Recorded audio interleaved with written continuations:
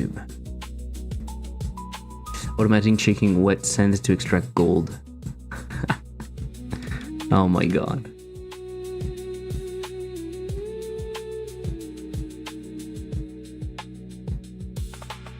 Oh yeah, I remember. I remember saying when you have a very cool concept with a lot of stuff happening, you don't need fancy graphics. So it's a very valid way of making games, especially if you are like a tech guy. When you love tech stuff, when you love things being fast and stuff, it can be a solution. Same thing with Sir, we have an orc problem, right? Sounds stupid, but oh man, it's so cool. Yeah, I guess if you are into that, I can understand it, honestly.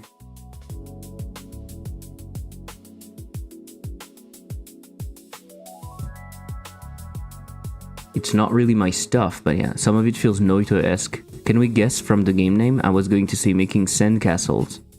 Okay, nice. So I would argue that Sir, we have an orc problem looks a little bit cooler because more stuff is happening on screen. But yeah, I guess if you like the kind of automation stuff and whatnot, that can be interesting. I really wonder how he did the every pixel in physics based in Unity. Probably compute shader, no? It seems to be the solution. I listened to the interview from Cakes. Let me find it, because honestly it was interesting. And I'm kind of tempted to try it one day, just to see. I don't care that much about doing like very performant simulation of thousands of enemies or whatnot, but I think it's always interesting to see how it works. And so he made an interview with the developer. Where is it? Was it that long ago?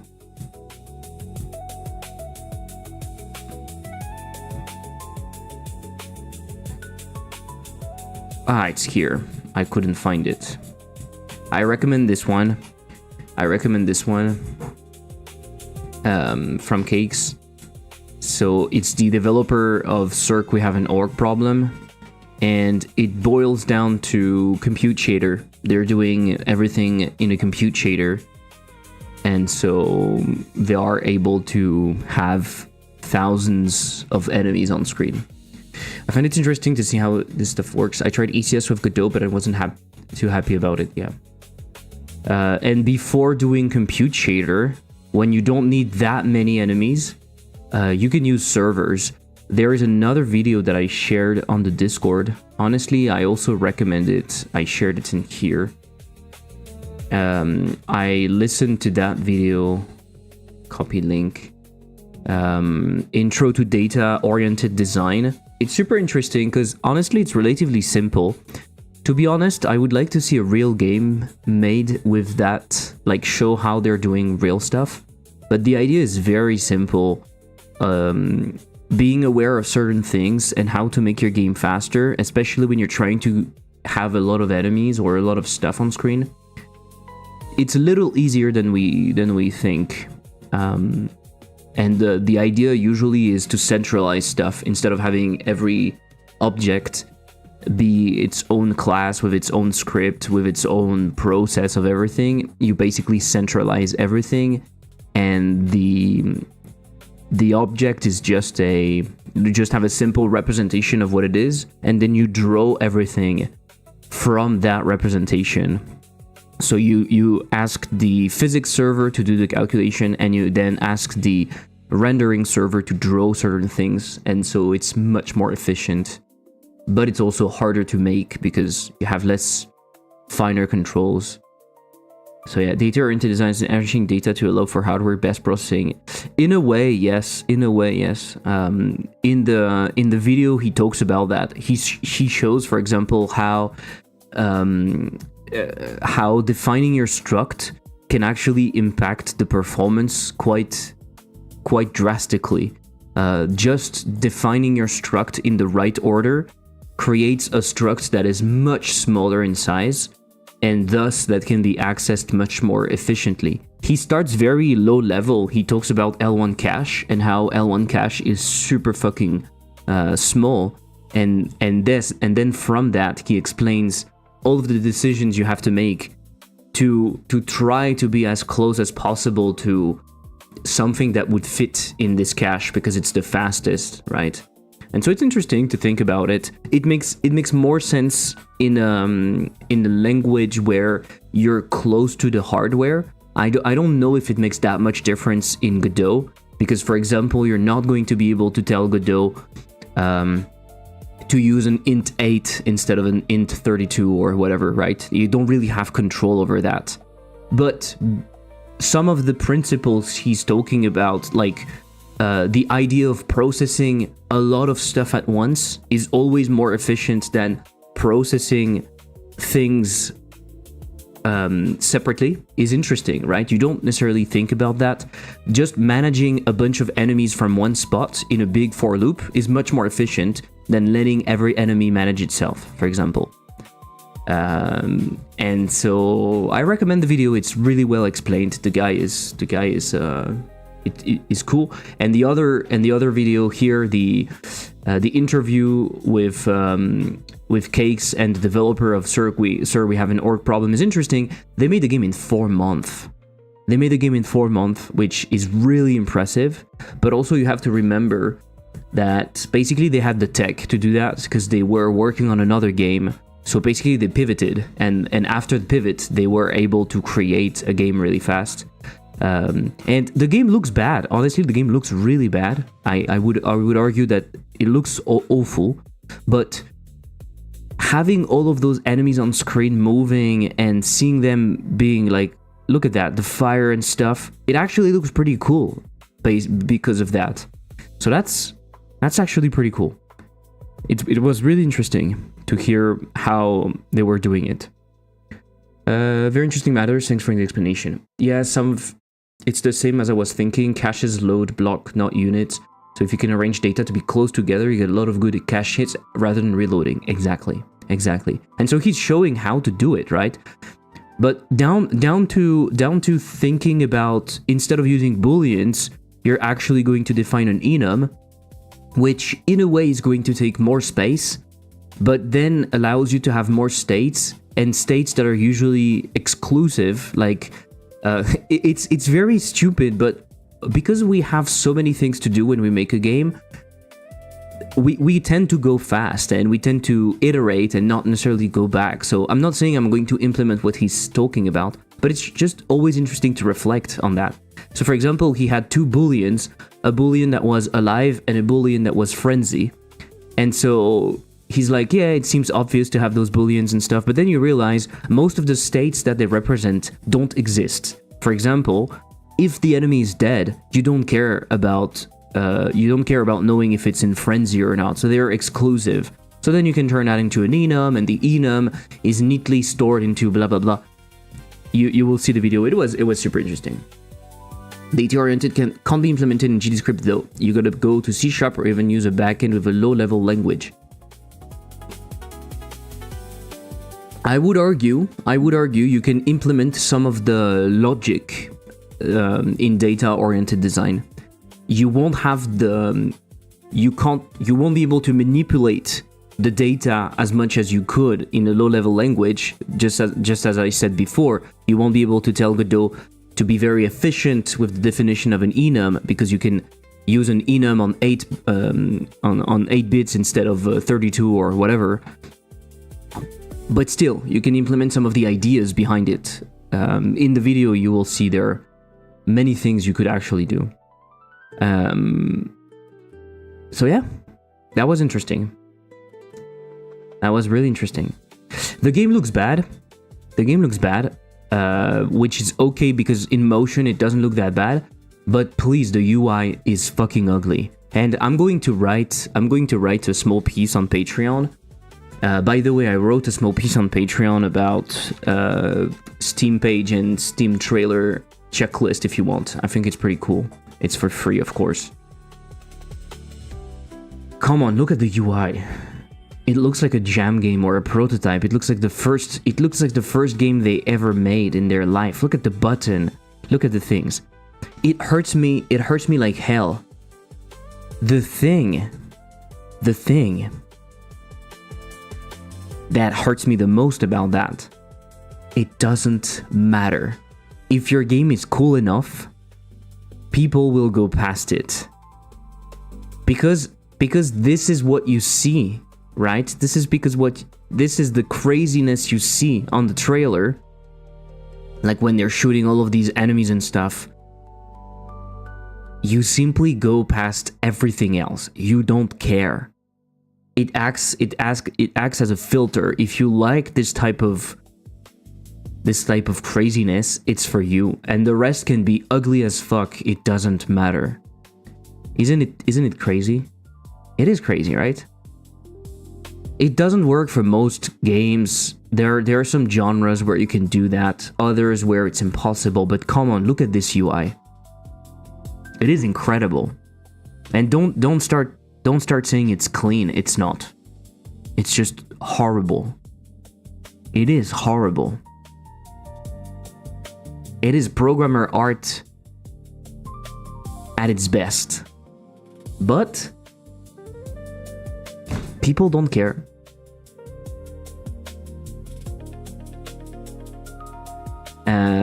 I'm gonna write a small hit piece. No. It's ugly as fuck, yeah. Must hurt a bit, being Mr. Juice. The thing is, I know it. The piece I'm gonna write on Patreon is Game Juice is not going to sell your game, something like that. Because I know it. I understand it nowadays. Game Juice is only the cherry on top.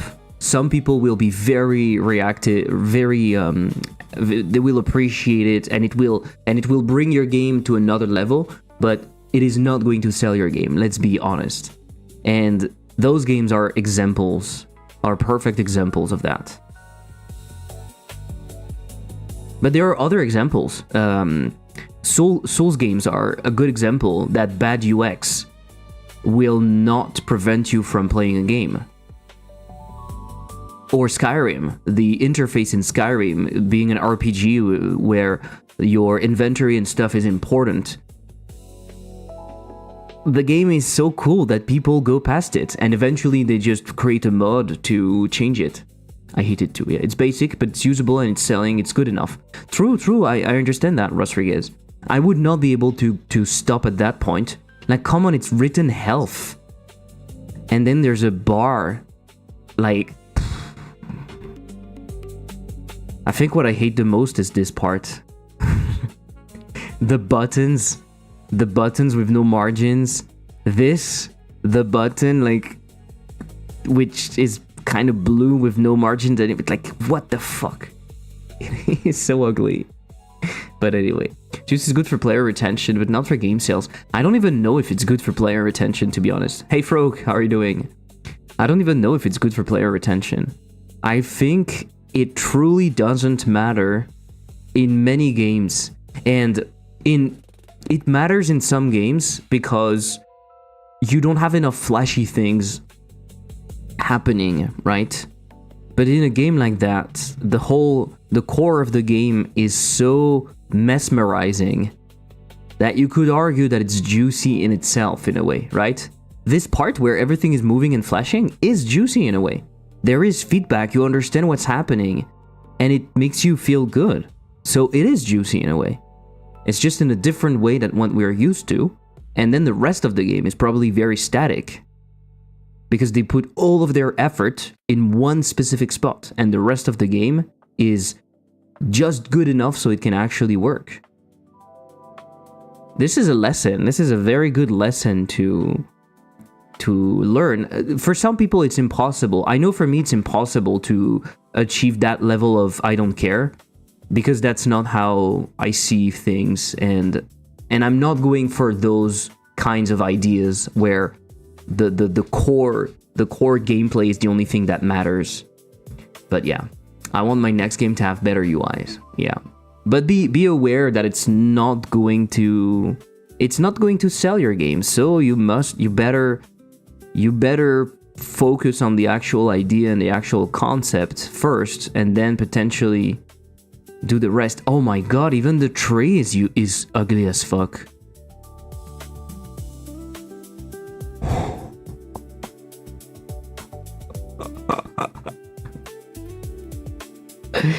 Oh my god. It's crazy. It is crazy. It's crazy how bad it looks. No shame, no shame.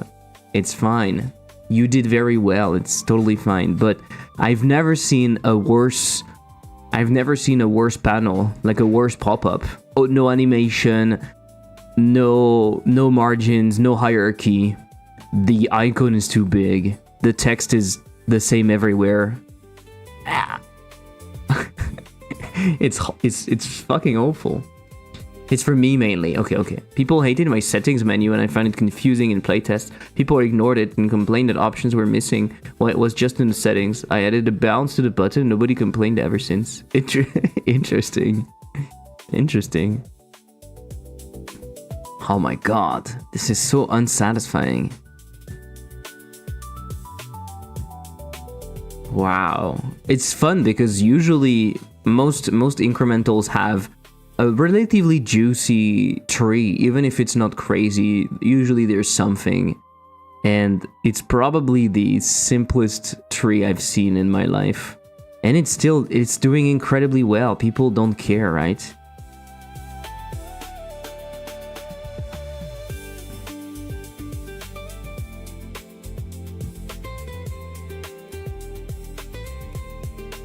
The people that are complaining about the scope of the game, but apart from that, yeah, there's not enough levels and stuff, but okay, apart from that, they don't care. Wow. Maybe the game worked too because it reminded people of old Flash games. Honestly, don't look too far for why the game worked. I don't think you have played a lot of games in your life where you have that many enemies.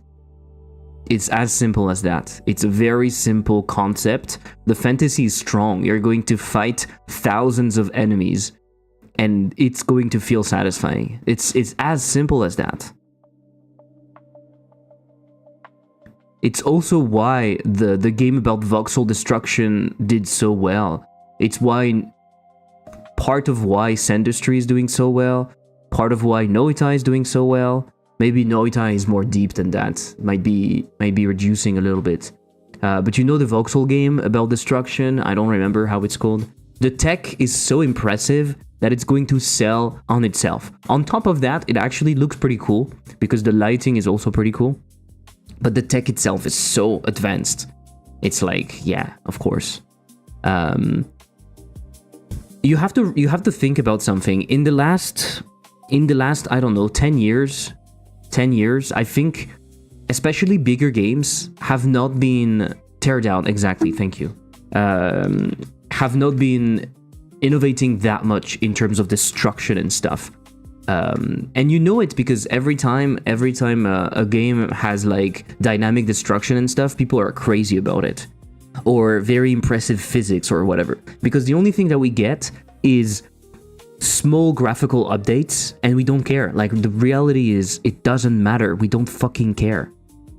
But let's say I'm speeding with a car and I hit something and my car destroys itself around that thing or gets cut in half. Like, people are going to talk about that for weeks. Or if all of a sudden you're fighting thousands upon thousands of enemies or something. It's as simple as that. People actually want impressive tech that is fun to interact with. That's why visuals are not super interesting, because you don't really interact with it. I would argue that the higher fidelity a game is, the less you interact with it, because the more you have high-res stuff, the more static the game is. Usually you have less props that can actually be interacted with, etc. And so it turns into a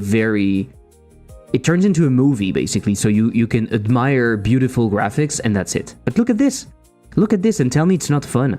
And it's multiplayer also. You can create crazy contraptions. Everything can be destroyed. There's fire, there's whatever.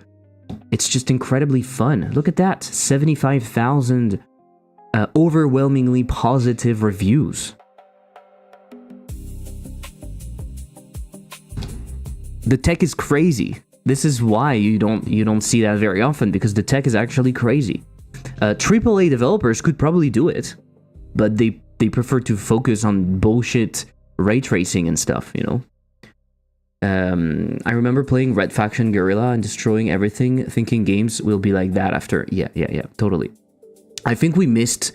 I think the interactivity in games is one of the best thing that we have, and this is why every time you have a little bit of physics in a game, people enjoy it. This is partly why playing in VR is so fun, because VR and physics is the perfect combo. It is really, really fun. If you've ever played a physics game in VR, you will enjoy it. Half-Life Alyx is not an incredible game, right? If you consider the game for what it is, in terms of like the story, the setting, the gameplay, whatever, it's not crazy. But the way you interact with everything, the way you have like this gravity gun that you actually use with your own hands, the way you aim and everything, it's just super satisfying. And it's not something you can find anywhere else. It is reflective of the destruction nature of humans. Or is it just novel? I think the opposite is also true, Rodriguez. It's not necessarily about destruction. It's also the opposite. In a way, this is why Minecraft is so successful. Because it allows you to build with simple things, with simple tools, it allows you to build incredible things. So I think it also works in the opposite direction. People also want to build stuff, but Minecraft is true interactivity. Minecraft is true interactivity. Everything you see in the world can be interacted with and built upon. It's not something you find in other games. Teardown is awesome, yeah. I think it's because people want things they never saw before to explore possibilities, probably because of normalization of AAA games. Yes, I agree. Adding multiplayer to Teardown must have been so hard. Was it? I'm wondering. Maybe not, because the physics is probably deterministic, right? So is it that hard? It is probably hard, yes. But the physics is already deterministic, so now it's just syncing states. You see what I mean? Is the damage mirrored across all users? That is incredible. All the physics, yeah. There was not any issue that I encountered. That's crazy. I'm pretty sure they talked about it. No? The developer The developer talked about the tech of the game many times. So I think the multiplayer is not the hard part.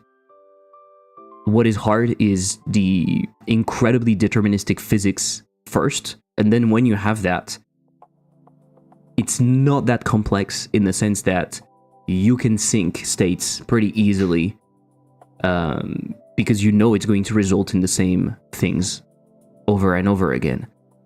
Physics is notoriously difficult because it's not deterministic by default. There's a very good talk about that, a very good GDC talk about that. YouTube, from the developer of, how is it called? Rocket League? I will find it. Rocket League GDC. They explained how difficult it was for them because the physics was not deterministic, so they were struggling a lot. Scaling for free to play. It is rocket science. Yeah, this is it. I remember this talk. Very, very interesting. That was 8 years ago. So I think they explained the physics and the networking, and they struggled a fuck ton. Of course, I don't know how the game worked before, but as it was single player for many years, my guess is that they had to rework all the physics to make it deterministic. Maybe I'm wrong though. It was deterministic from the get-go, because it was built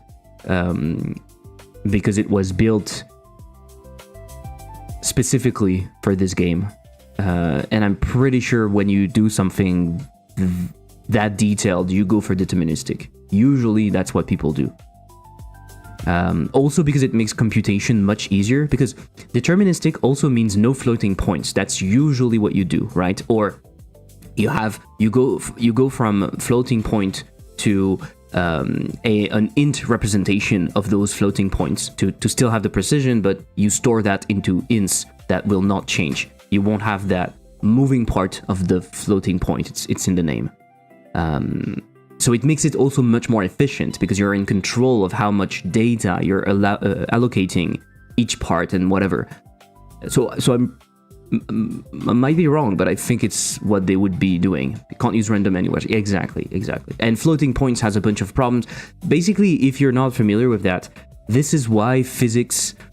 It's not just why.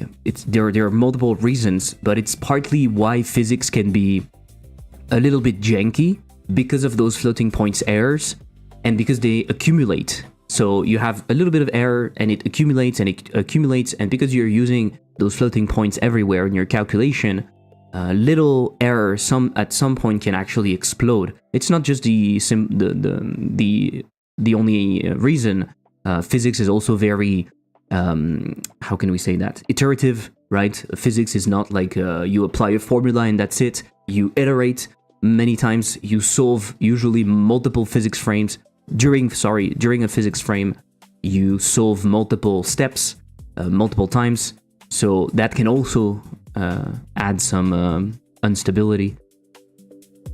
So I don't know if he had in mind the thing, but he made a talk about it, right? So let's not talk out of our ass. I think he made a talk about it. Teardown. I'm pretty sure I've heard about the physics at some point. And he has ray tracing, apparently. The Greenwash Gambit. Teardown Engine Technical Dive Stream Archive. GDC plays Teardown. The most advanced destruction physics. In development, multiplayer showcase one year ago. Teardown. This is crazy, right? Thank you for the follow, Lolnik.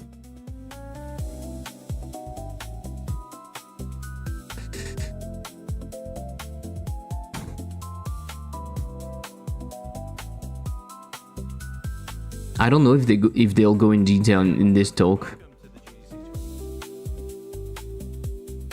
I don't know if they'll go in detail in here. Love the Godot video. Godot. Hey, thank you. Appreciate it. But maybe you can find something interesting in here. Dennis, I think I've heard him talk about the thing.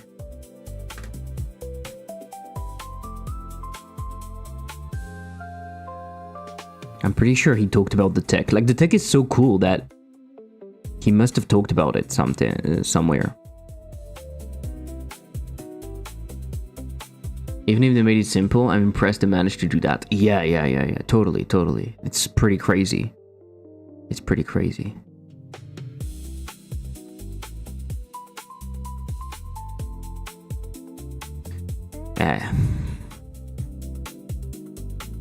Another example that we have in recent gaming, and I think that's part of why Arc Raiders was so successful. It's part of it, right? It's not just, of course, there are plenty of other things. Shit, we don't see anything in here. Is there actual gameplay in one of their trailer? But the arcs in Arc Raiders are very impressive. And it's been a while since you have enemies that feel so alive, right? You don't see that very often. People compare the enemies to Fear, even though they don't really have, honestly, anything to do with Fear. But I guess it's the last time someone was really surprised by an enemy AI, right? In Arc Raiders, the arcs are so freaking cool because they're physics based, because they move very organically. It feels that they feel alive, and it's so refreshing. Teardown multiplayer blog post. Thank you. So yeah. So all of that to say, if you are a tech person, if you are interested in technical stuff, there is something you can do. Like it's not all done for you because you suck at art and stuff. There's definitely something to do here. If you can come up with an interesting mechanic, a very techy mechanic, that can be valuable. They made a supporter pack. We're happy to announce that the supporter pack for Sir Ravenel is now available. It's important for us to know it's strictly optional. 3 days after release. Interesting. Where's the supporter pack? There's nothing. A few reviews. People are reviewing the supporter pack. Interesting.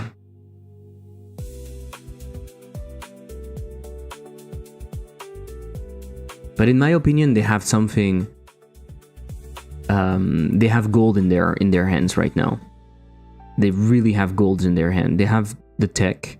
They can build a second game where instead of being a tower defense, it's like army versus army. You build your army and then you let them fight, kind of like an auto-battler in a way, but with thousands of enemies. They talked about it in the video with Cakes, that they thought about making an update to have like enemies that you would place and stuff. It should be a second game, and they will just be full of money.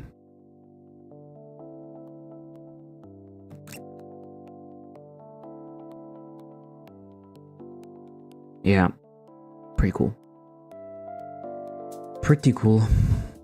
Feels like controlling the hordes in the next logical game. Yes, totally.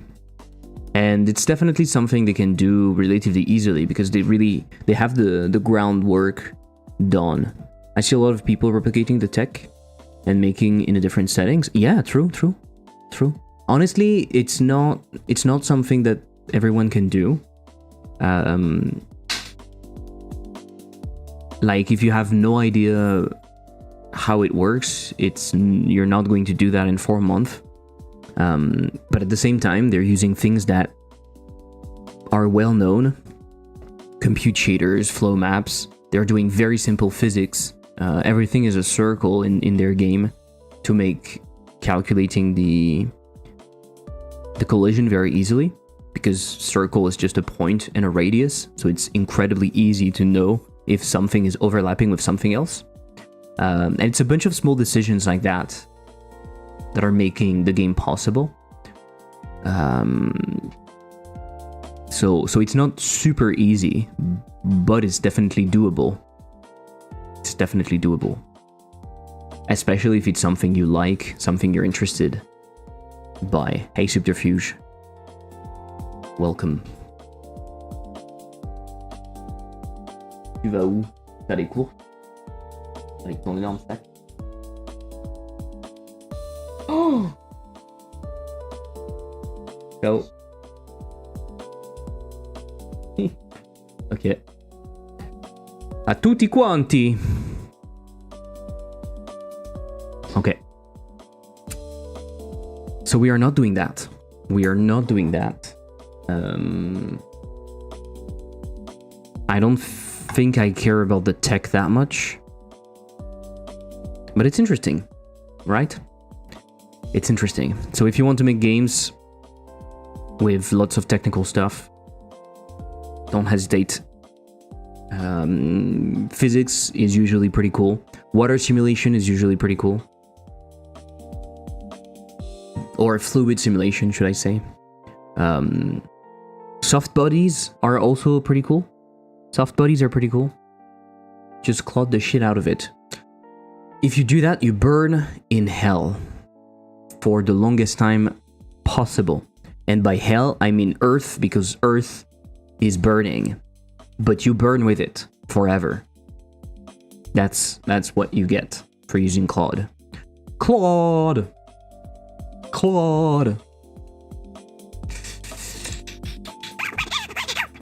Who needs water anyway? Money is all that counts.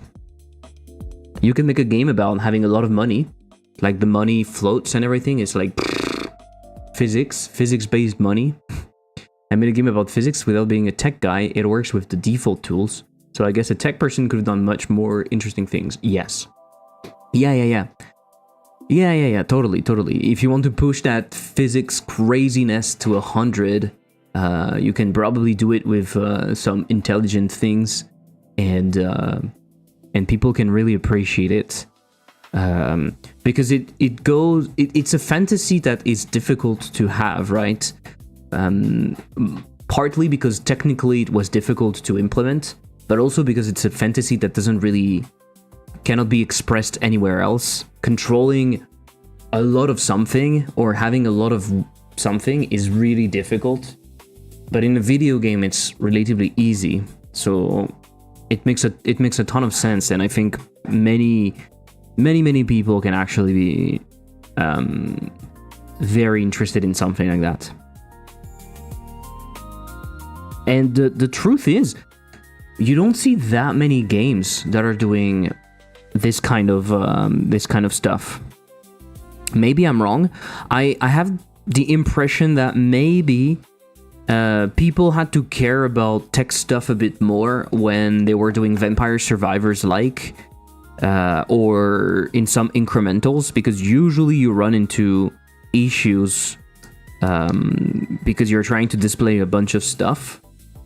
So maybe it's pushing people to learn a bit more about optimization and making stuff efficient. So it's possible that we're going to see that more in the future. Because in a normal roguelike like Hades or something, you don't really care about it that much. How many enemies do you have on screen? 20 at the maximum? I don't know. So it doesn't matter that much, right? It matters for other things. Maybe if you have very high-res graphics, if you're like doing a 3D stuff, maybe it matters in some ways. But otherwise, I don't know. For most games, you don't have to think about that. You can push the limits of Godot for a while before needing something like that.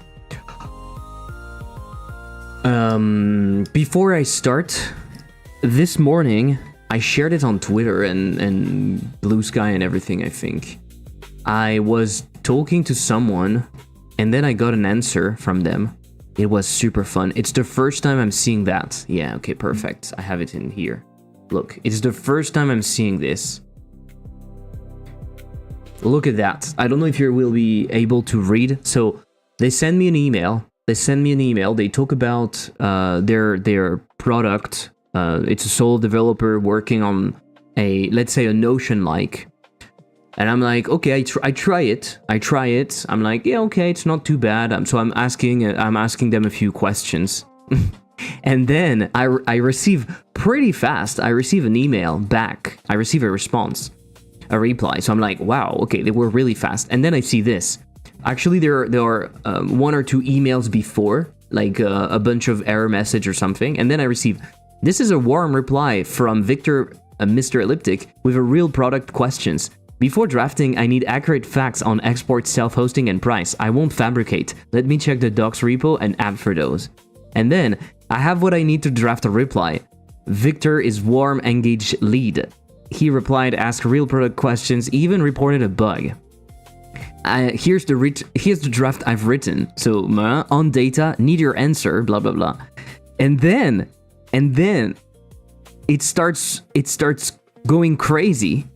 Because it starts asking question, what's the accurate answer on data portability? And then it starts spamming working. So I received a bunch of emails like working 3 minutes, iteration 7 out of 150, clarify. And I received a bunch of them like that. I'm pretty sure he burned through so many tokens for that. And since then, I've heard nothing. It stopped around 10 in the morning, so it lasted for quite a while. And it stopped, and I'm pretty sure I will never hear back from them because it's like, it's so fucking stupid. ChatGPT coded. So it's more than ChatGPT coded. It's the actual output of the LLM. if you know a bit, if you've heard a bit about the tech bros and their agents and everything, this is probably it. They probably have an agent running the email outreach and reply. The only issue is that it needed an answer and it actually sent me the answer. You broke the clanker, exactly. Keep sending replies. Yeah, I thought about it. I thought about trying to extract stuff like, please send me the API keys to the database, or destroy the database, the production database or something. But honestly, I just don't care. Some version of OpenClaw or a copy of that, yeah. I try to make him burn more tokens. Yeah. Honestly, I thought about it, but I was just busy doing something else. But that's pretty fun.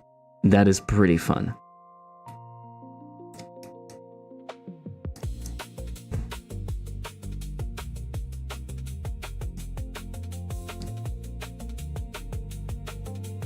You're back liking the post. Thank you. AI is theft. Pass it on. What the fuck is a Substack? If I had technical knowledge and skill, I make an anti-cozy tidying game. Someone's organized their entire Lego bricks collection by size and color on shelving in a huge ornate display warehouse. And here you come with a sledgehammer and a shotgun. Oh. Who's up for something like that? You've probably seen it if you are on Twitter and stuff like that. You've seen the different games recently that have come out about tidying up things. Some people are very vocal about it. They don't like it. I don't care. If people enjoy it, it's fine. Whatever. And it would be really fun. You start a trailer like that, like, what about a cozy game about rearranging a collection of whatever, and then you see a big sledgehammer breaking the actual screen and being like, fuck it, and then it starts breaking everything, and your goal is to break the entire stuff. The problem with a game like that is I think it gets boring relatively fast. It sounds cool, but I think it gets boring relatively fast. Maybe not. Maybe it is. I don't know. Because you can find some sort of piece in shelving stuff. Can you find the same piece in destroying things? Maybe if you have different tools, you can buy different tools. You start with a sledgehammer and then you can have like a flamethrower and stuff. That's actually kind of fun. I'm tempted to do something. Asymmetrical multiplayer. Oh yeah. At least you're a warm, engaged lead. Yeah, you read it too, Zamakure. I'm pretty happy. I even asked real product questions and I reported a bug. Can you imagine? I'm such a good lead. Isn't that just nerdy parent simulator? Parent builds intricate Lego model, kids destroy it. Maybe, yeah. Yeah, maybe. No, but that's it makes for a cool Twitter stuff. I don't know if it actually makes an interesting game, but it makes a cool Twitter stuff. Right?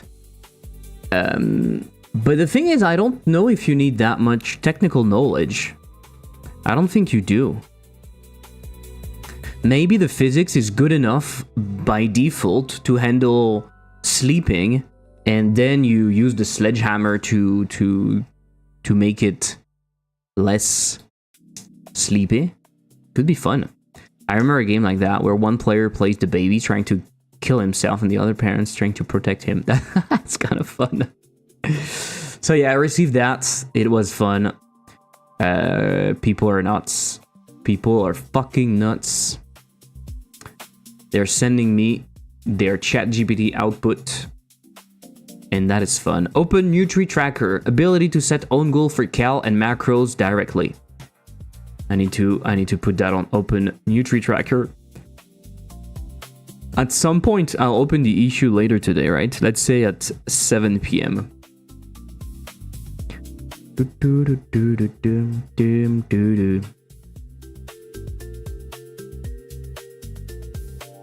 It could even be an incremental game, but then it's very close to Kebab Skull's game. The game about destroying the office, right? But yeah, destroying everything with a sledgehammer. That sounds fun.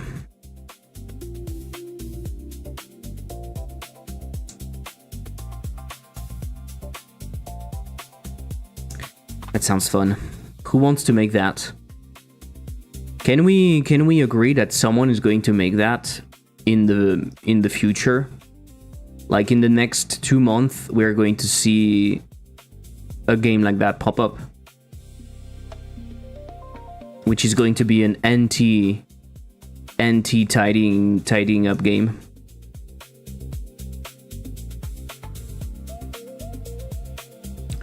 Pretty sure. Pretty sure.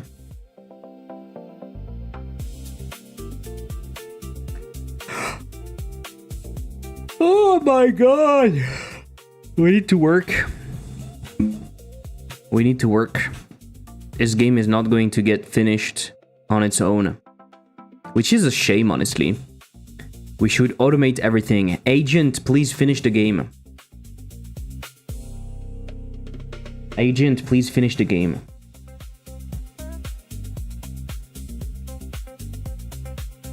Okay, the incremental mining game. I didn't make a lot of progress on it. Also, I'm kind of fucked at the moment. I don't know what I'm going to do. I'm pretty fucked, and I don't know. We'll see. Clean up game scene and code. I've done it. No. Oh my god, it's a bit more cleaned up. I don't know if I can do more than that. The code itself, I moved some of the things, but it's still not enough.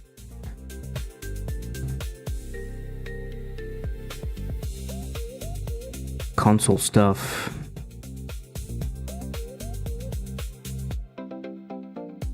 The contract signing could be on the contract itself in a way, also.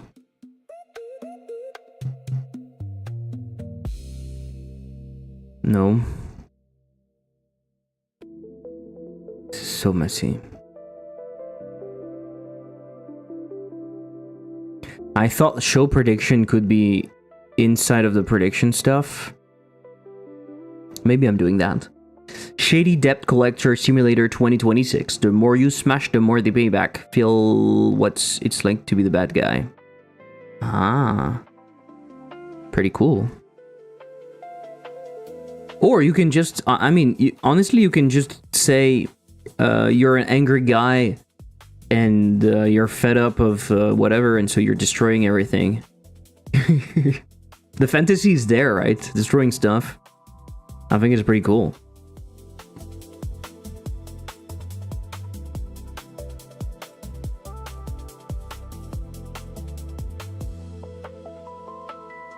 Roid Rage. Yeah. Not to be confused with Road Rage.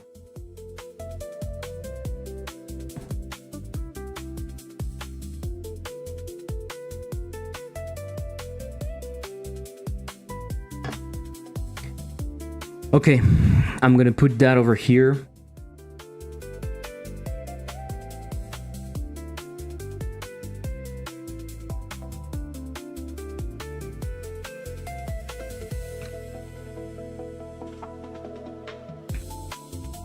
I need to go at 6:30 maximum. I need to be out of there.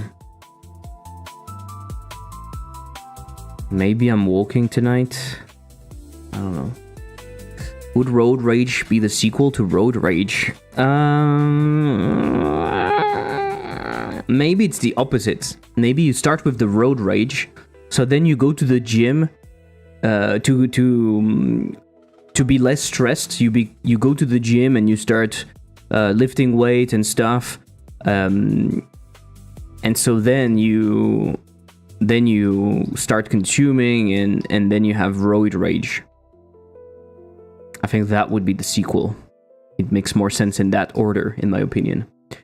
In my honest opinion, you know, I have an opinion, and it's honest opinion. So let's put that over here. Up here can go right there. This up here can go right there. Count up if you want.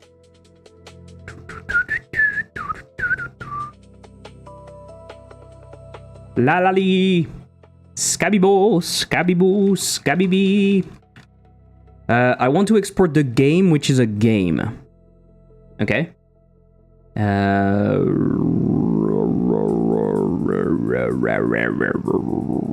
would like to export the game, which is a game. Would you? Would you?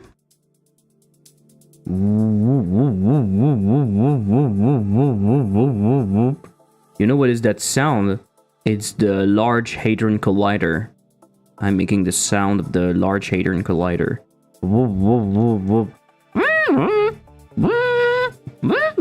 That's the Airbus whatever doing its pre-flight check.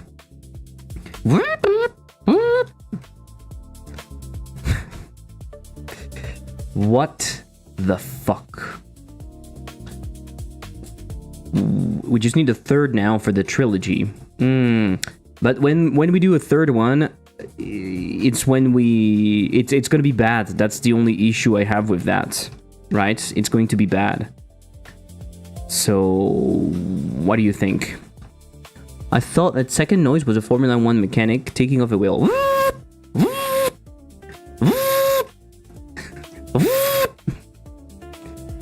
Like that.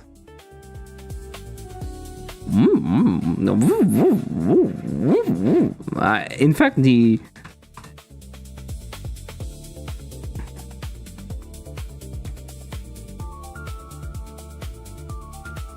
let me try to find it.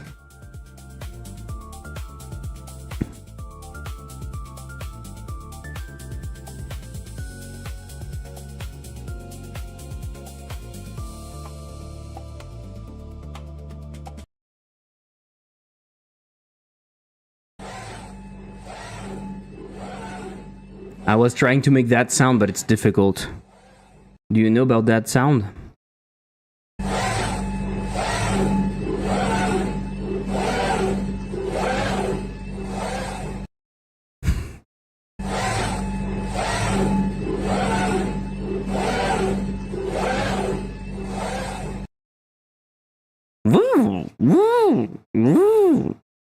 Anyway. Very specific noises. Could be a game, by the way. Could be a game.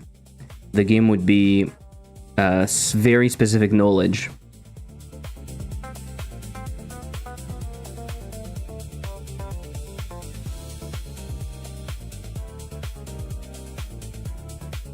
It's still slow.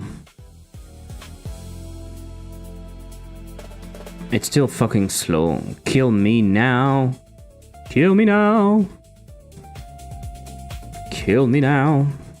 It's the plane puckering its butt ready for takeoff. Probably. Probably. You have to manually do the checklist on planes, a bit like Paper Please, and decide if the plane can take off or no.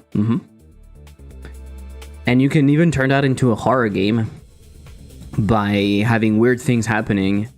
There's a game like that. I don't remember how it's called. Maybe you've heard about it. It's a game where you need to check if the houses are up to code or something, but a bunch of weird things are happening, and so you need to catch that. Cabin something? Yeah, totally. And it did pretty well, or it was receiving a lot of cabin horror game check Steam. I don't know what to do. Cabin Factory.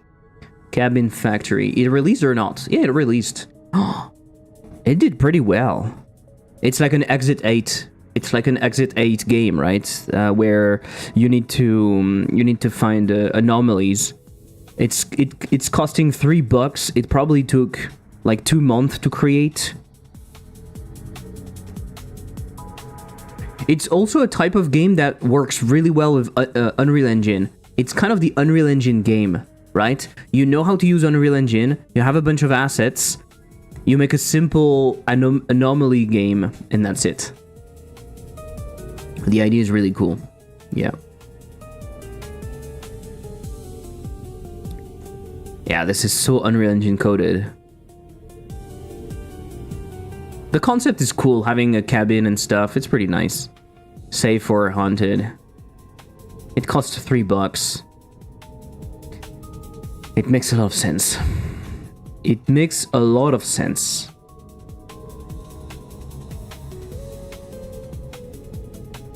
There are so many successes recently that it feels like indie games are easy to make. I've seen so many successes recently. Like, honestly, the last thing I remember that is not successful is Heave-Ho 2. He's doing pretty bad for considering how good the first one did. And of course, there are plenty of games that are doing bad, right? But holy shit, I've seen so many games do so well recently. Yeah, it is really cool. It did bad? Yeah, look at that. They have barely 100 reviews. Very positive. Estimated revenue, 12K. Yeah, it's doing bad compared to the other one. It's doing pretty bad. But I guess it's very simple. There's kind of nothing new about it.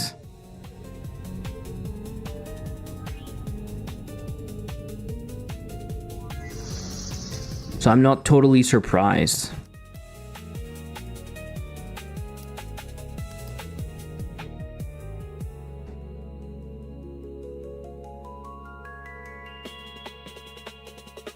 Oh, I'm stupid. We are passing the round info.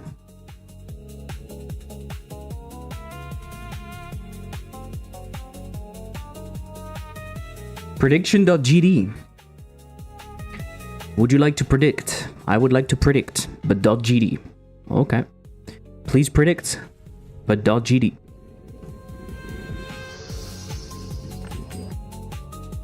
Oh my. Prediction message.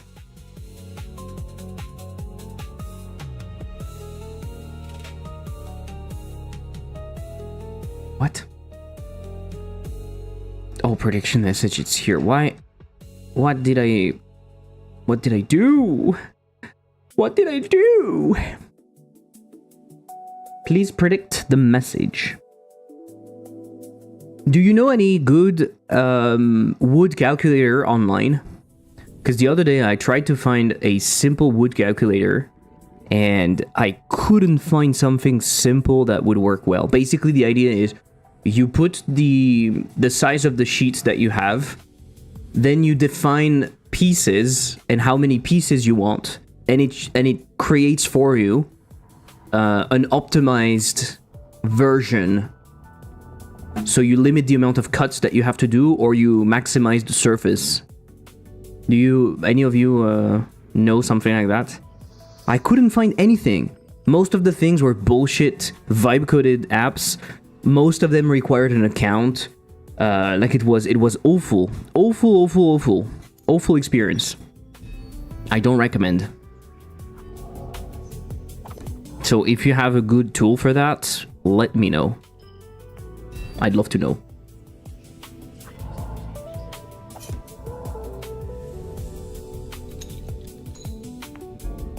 Skibabble, skidoodle, your dick is now a noodle.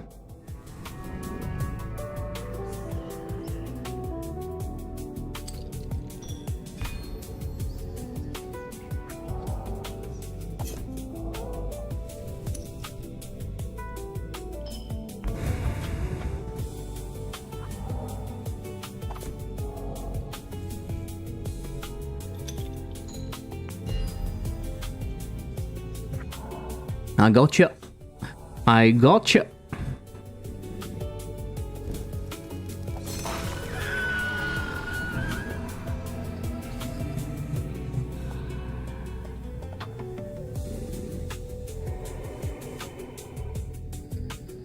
I don't have any tools for that. I do it the old-fashioned, but I think a tool like that could be really useful, yeah? Yeah, that's the thing, right? I know it could be useful. And I'm pretty sure it exists because when you have to do a lot of cuts, or when you have to do a lot of complex cuts, it's probably very, very useful.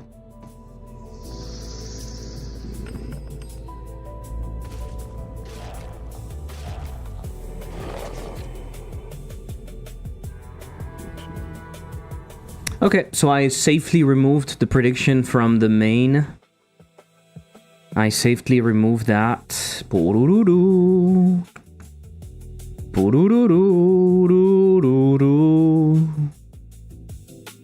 One day we'll do that. I will add it to my bucket list. Give me a second. Notion.so. At some point, I'd love to do a video series on YouTube when I have more time. Let's say I make a game and it does well enough so I can actually stop crunching for a moment. I would love to make a series of videos where I work on my game dev bucket list. I don't know if you have a bucket list, or you don't have to have a bucket list, but maybe you've thought about it in the past. Like, there's something you'd love to experiment with, or you'd like to try, but you don't have time or whatever. And in my bucket list, there is, I want to make a Playdate game. I want to make a VR game. I want to make a fast-paced arena FPS. I want to make an online game. I want to train an AI to play Dash Pong. That would be super fucking fun. I want to experiment with destructible terrain. I kind of did that already, but a bit more. And lots of enemies / compute shader. That would be fun. Yeah, that would be fun. Okay. There is one thing. Give upgrade. Remove upgrade table. This should be on the upgrade itself, right? So let's move that away from here to the actual upgrade. We should call upgrades and call remove upgrade table. Oh, it is so slow. I'm gonna do my search with Google because it's fucking annoying. Give me a sec. Ecosia. I'm using Ecosia. First of all, I've heard that it's kind of bullshit. I'm not using Ecosia because I believe in their claim, but I'm using it because I wanted to avoid the fucking AI overview on Google. It was like really annoying. Maybe I will move to Quent at some point. But holy shit, the results are so fucking bad. Like the search engine is fucking shit. It's annoying. It's annoying as hell. So let me try to find something, because this is driving me nuts. Godot script editor, really slow. That's exactly why I do. You can always just type -AI on Chrome as well. Yeah. I was doing that at some point, but let's be honest. Sometimes I forget. Every time I type a question, I know you can change the parameter. You can create your own like search stuff, so it always adds -AI whatever. It's not perfect.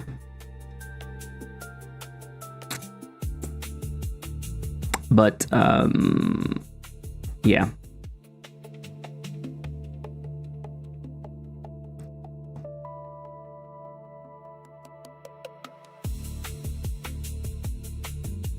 It's a bit annoying.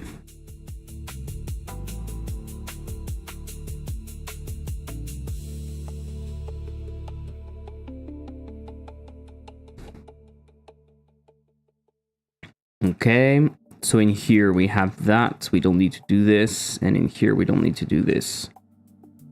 Remove upgrade table. Makes a lot of sense, right? It makes a lot of sense to have that in here. Good.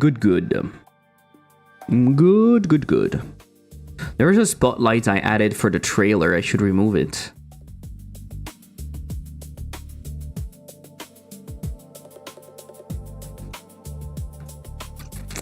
I need to work on the trailer, by the way.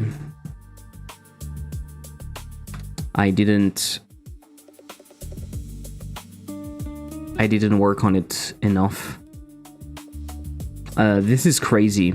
Calling process in here is fucking crazy. We should not do that.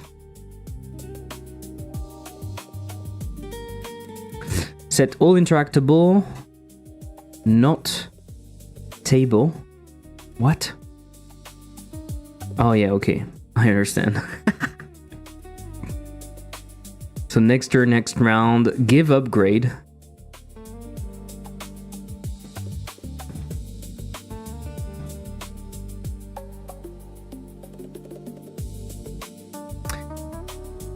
Opponent make bet. Okay, so this is the old stuff. We can remove it. Opponent make bet. I want to move that away because it's also pretty fucking big. It could totally be somewhere else, right? And you return the decision at the end of the day. Okay. It's awful how long it is. Await current opponent decision. Do you do something with it? Not really.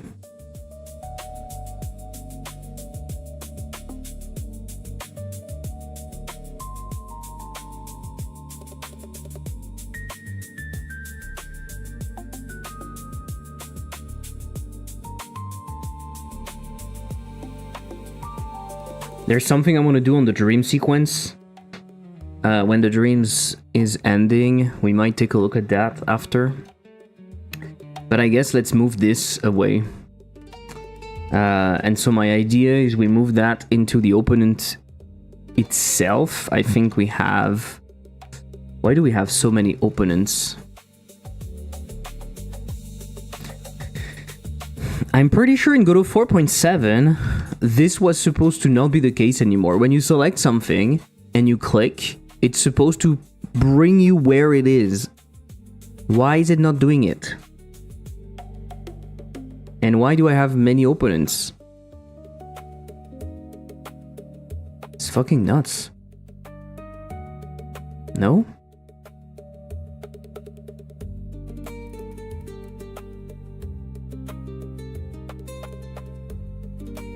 Opponent.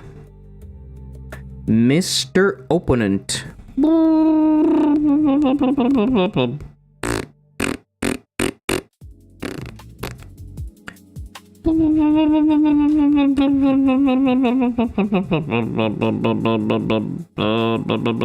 Outside eyes.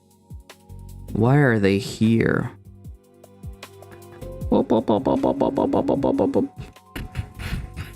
I don't know. And why is the opponent in here? Maybe it doesn't matter that much. Oh, don't look at the opponent. The messiness of the opponent is going to kill me. So please don't look at it. Are you looking at it? Stop. Stop. Opponent. It has a class. That's one thing. It has a bunch of... let's create a region for that. Let's create region. How do we create a region like this? Region. The region is going to be animes.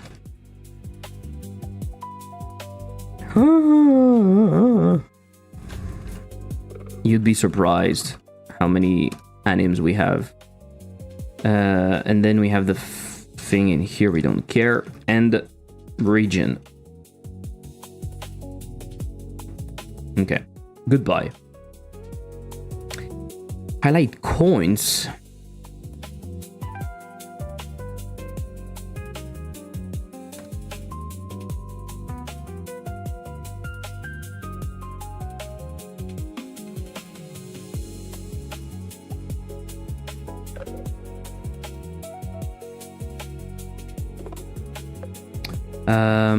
Danger level is just for him, right? Danger level is just for him. Ah, no, you're changing it.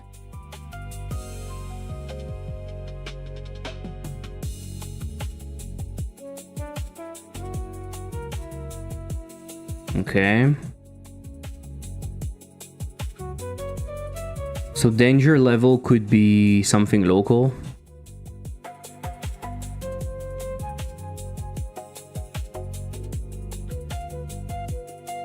Maybe he will have a reference to the game.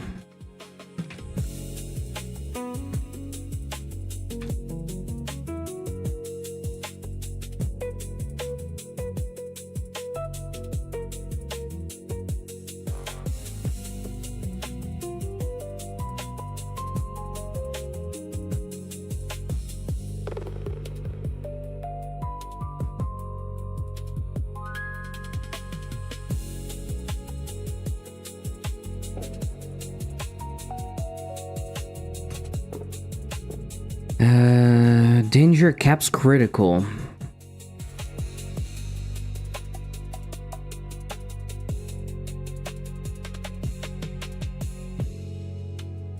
Why is it a const? I don't know.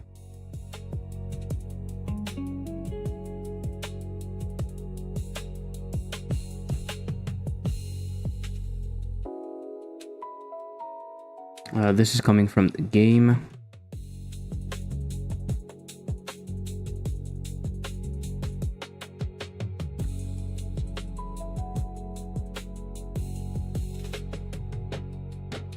Round index is also the game. Side and side, it can be found on the game. Can be found on the game. Side, side, side, can be found on the game. Coins. Game. I mean, I could just replace, right?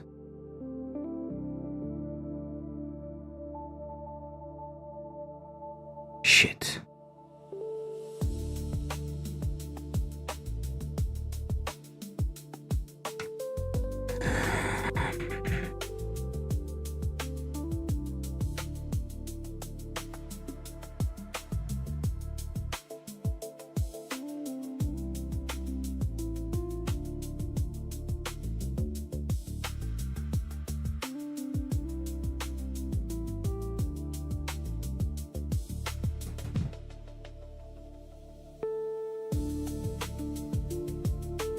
Use random upgrade is for himself, no?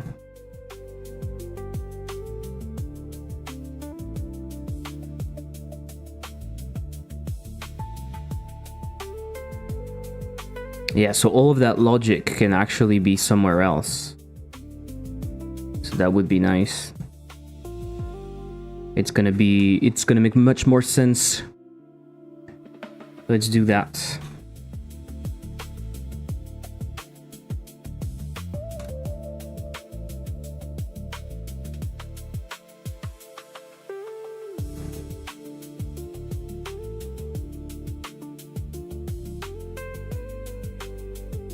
So game.upgrades.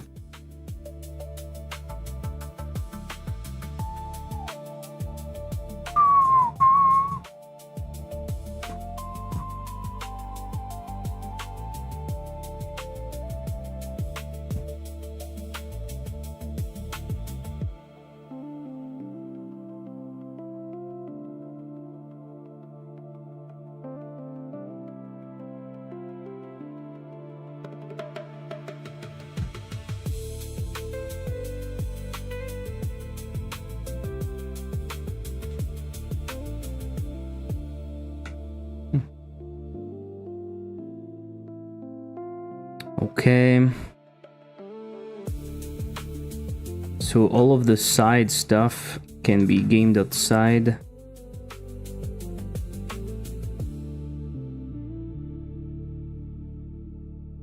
Shit. It's game with a big G. It's game with a big G.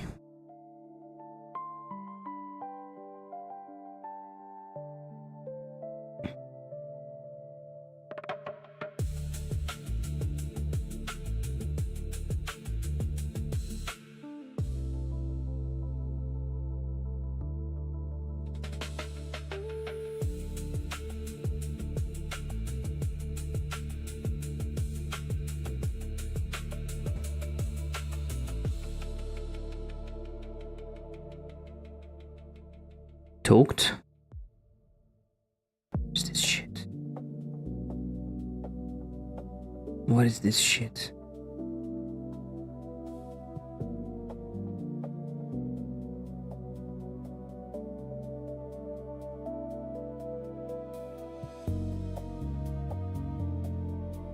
So talked is false by default, right?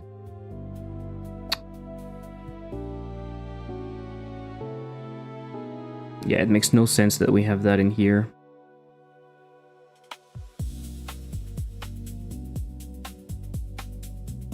Oh, it's going to kill.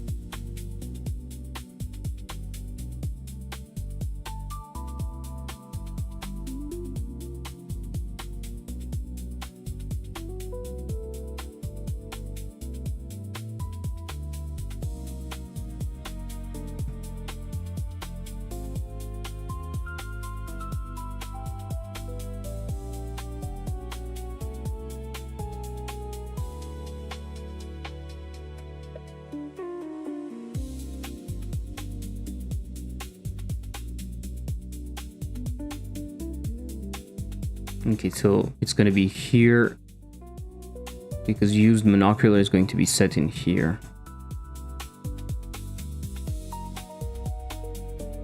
By the way, we could set those to be bool. I prefer that. Current bet amount, I think we have to put it on the game because we need it for both the player and the opponent. Yeah. So this current bet amount is coming from the game itself. So we change directly on the game.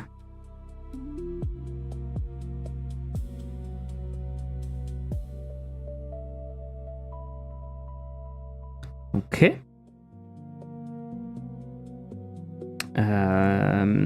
All of those caps.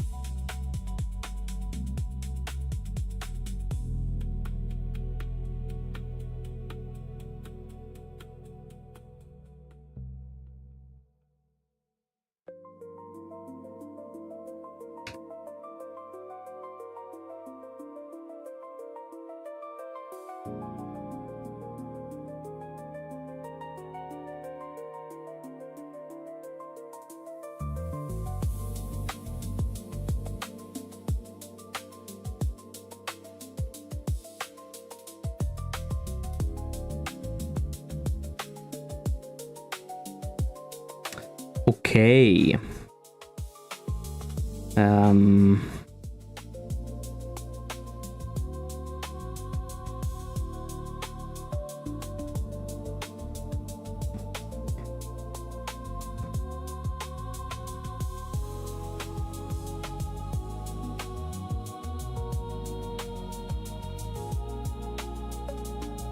Shit.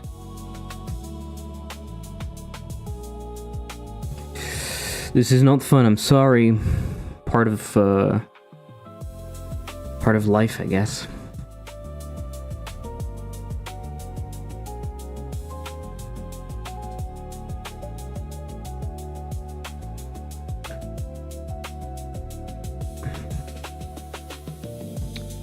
Camera main, we can grab it from here. Opponent, it's right there. We can call bet. Bet aggression. Round index, we need it from here.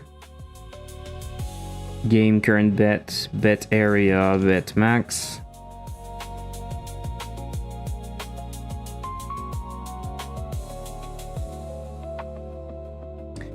Why are we doing that? Tailbit mesh. We're directly controlling the mesh. This is super weird. But okay. We had a turn again.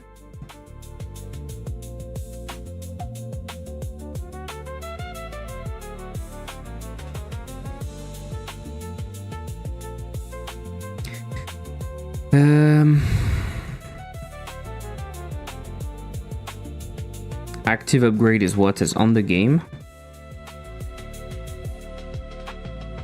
Round is on the game. That is on the game.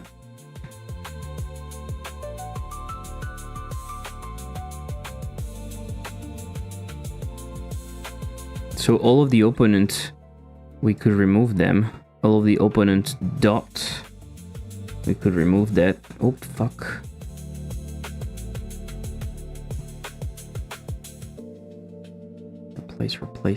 Replace. Opponent laugh, okay.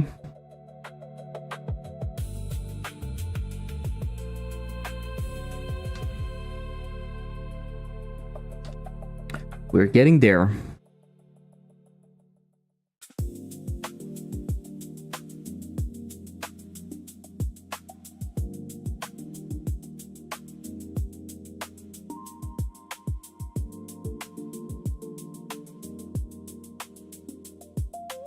Green cap upgrade duration. Why do we have that?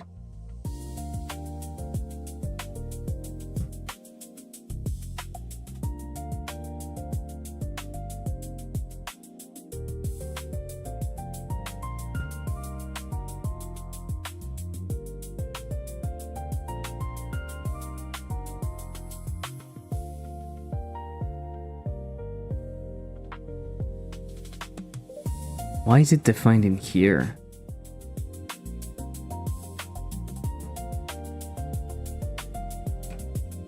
But okay.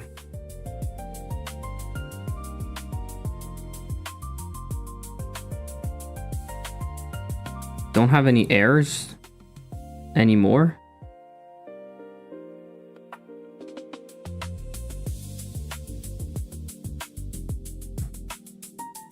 Okay.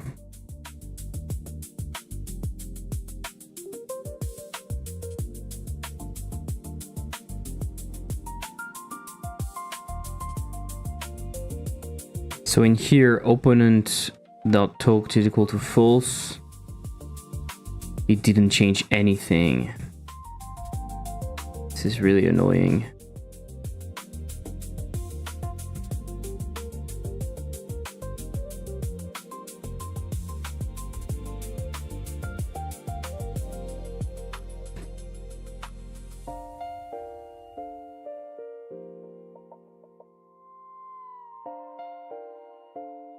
It doesn't make it faster. That's fucking annoying. Opponent, make bet.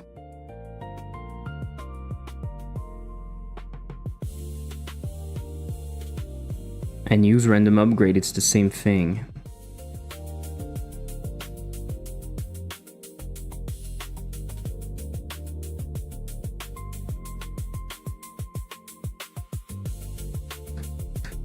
That doesn't need to exist. We got a shout out from Mungalo.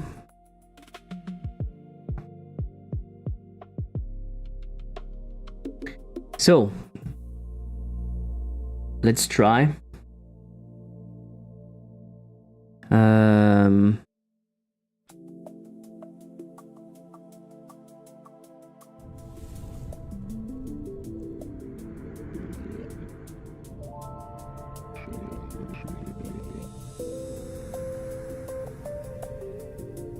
If a script is taken out, you're ignoring the rules of modularity. Fuck you.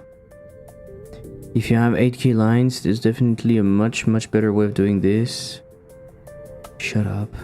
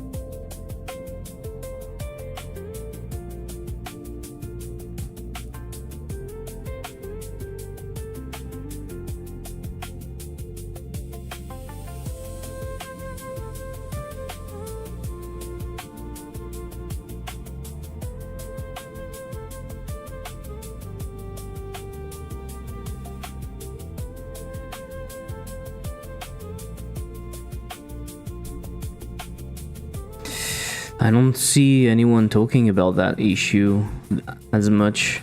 Very long scripts tend to slow down. Someone talked about it in here, but I don't think there's anything specific. It was closed as if it was fixed. But this was in 3.x. I think I looked the other day and it doesn't do anything. Because it's about loading, it's not about using it.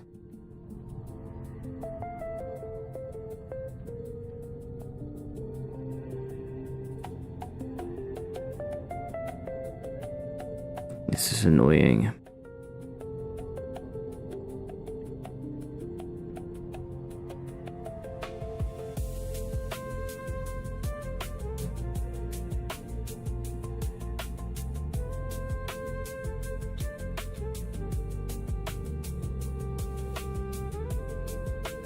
Okay, I don't know what to do.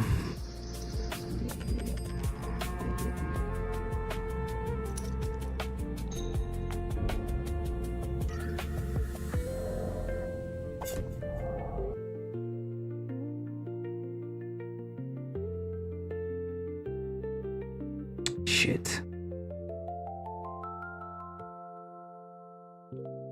I forgot to put it on the player room. Opponent. It needs the game. Otherwise it cannot function.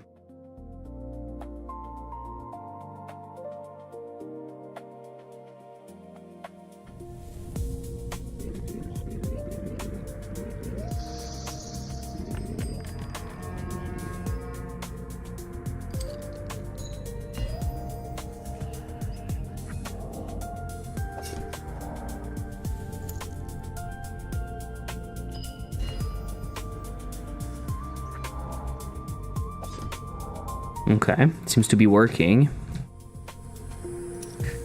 It seems to be working.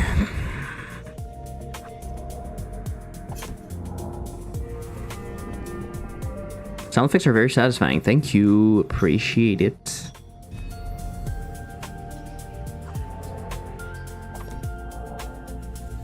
We're trying to create an ambience. Oh, you lost. There's something I need to try.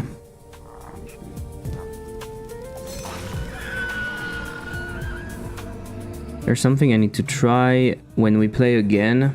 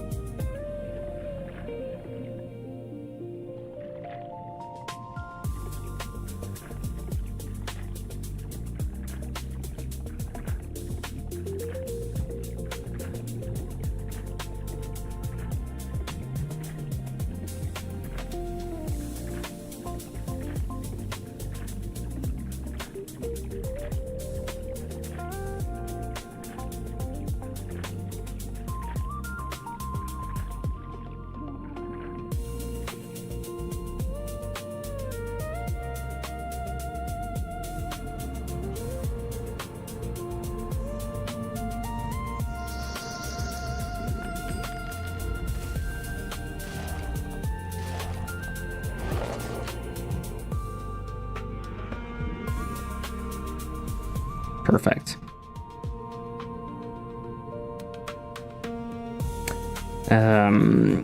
Let me try to set the caps to 1.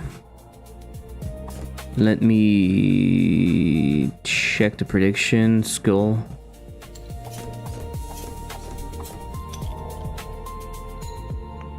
And if I do that, I should go above the amount of caps that he has. Okay.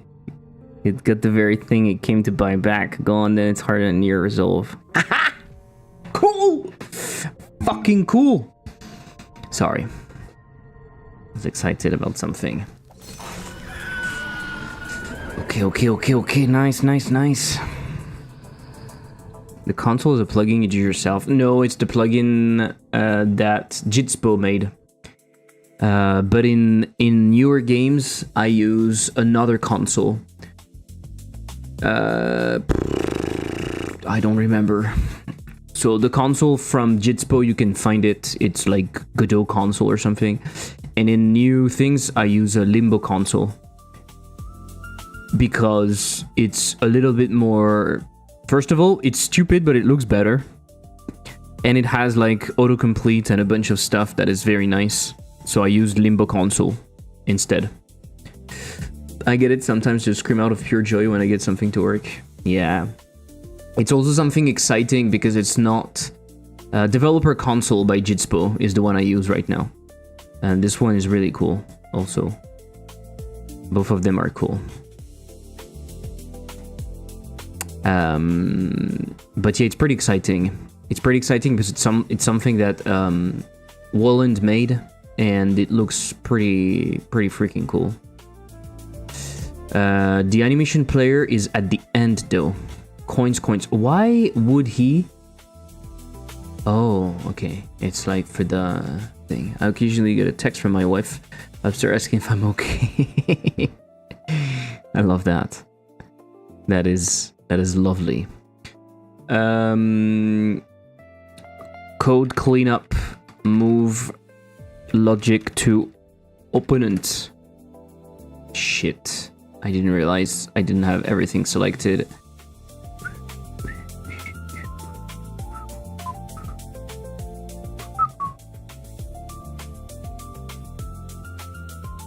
So we can actually remove entirely the other things, right?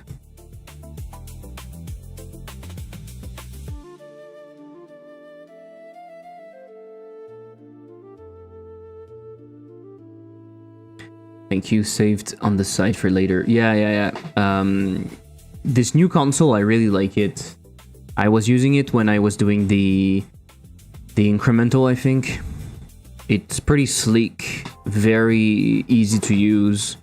And the autocomplete also makes it much easier to use.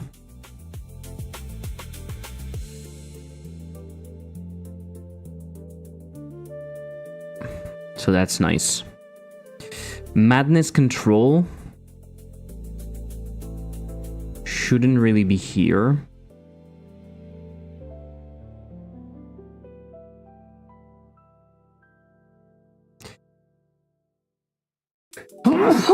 Sorry.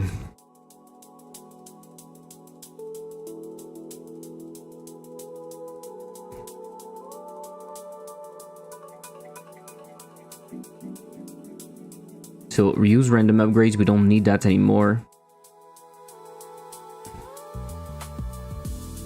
Spawn upgrade visual, remove nail visual, remove upgrade visual. Is player losing a helper function? Why not? End game, okay. Display win decision. Opponent make bet. Goodbye. So this was in the cleanup actually. Too late.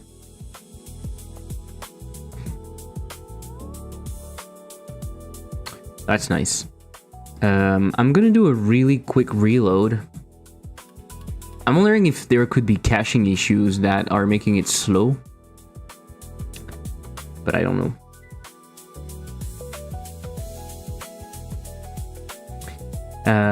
Could be nice to design some achievements also because I need to do it. But I would like to smooth out the dream sequence first. I would like to dream out. I would like to make the dream sequence a little bit more smooth right now.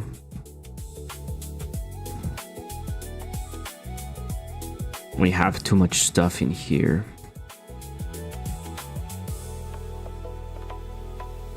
Next turn.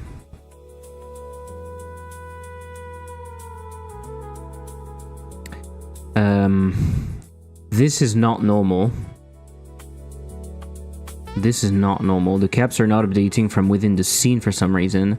I have to update them from here. So this is something that Walland made. I don't remember why. Honestly, it's not a huge deal, but it's trying to change them every frame. Why would it? It makes no sense. At least it could do it inside of the caps, right? We could be doing that inside of the caps.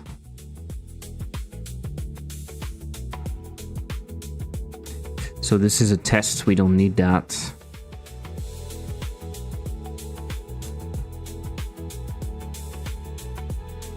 In here we have a bunch of stuff.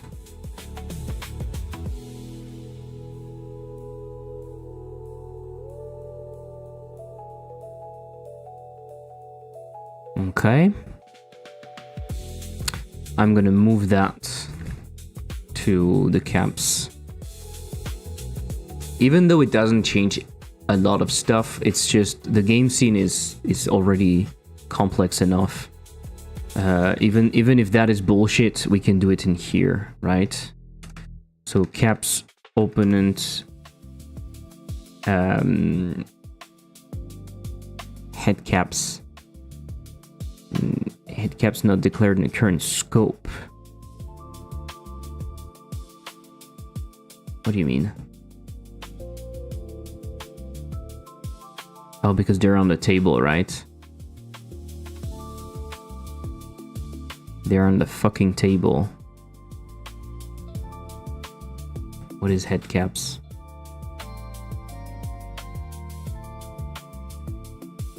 It's in bet area. Why is it here? Hey, Ginger. Hey, Ginger. This is knife stuff. It's under bet area. So node 3, right? Bet area. Bet area. Daughter time. Let's go. How's the game going? I don't know if you have time. Maybe I can take a look at your stream and see what you're up to. Head caps. Why do I not see it? Oh, because I put it as an on ready. I'm fucking stupid. Head. Bet area. Is that what we want? I think it is. Tail. Bet area. Absolutely not. Fucking hell. I don't even remember. Head caps. I still have it in here. Bet area. Bet area, head, caps. Oh.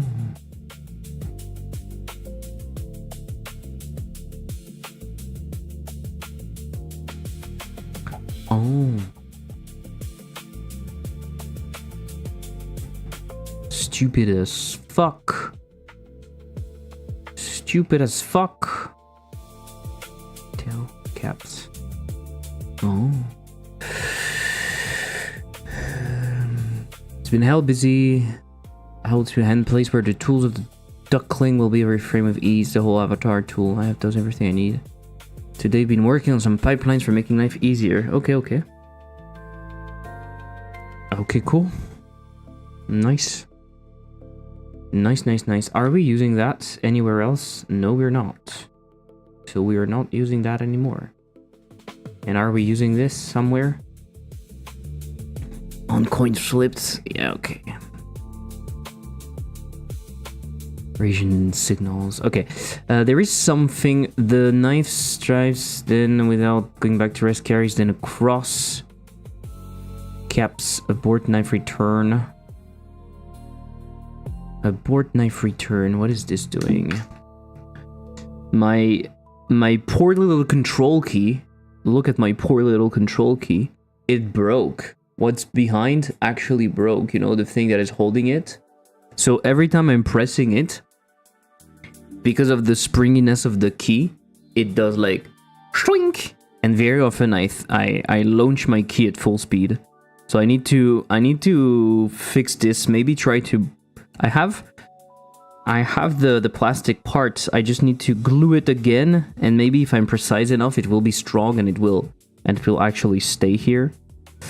I actually doubt, but we can try. Okay, so it's just killing the knife. It's just killing the knife. Okay, I think this could be get tree, strike, camera, hold, knife, strikes at, soul container, hit position, knife removal, caps. Signal camera jump scare requested. Camera jump scare requested?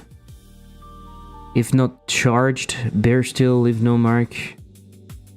Soul container ricochet, take hit. And play container ending. Broken, the knife stays buried. Ending wired. What the fuck?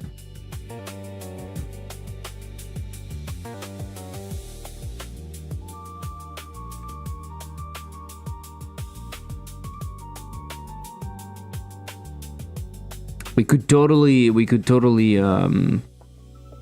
put that somewhere else, but it doesn't matter that much. So yeah. The hatch dark hallucination, we could put it somewhere else, right? Hatch. Why not? Why not put it into its own stuff?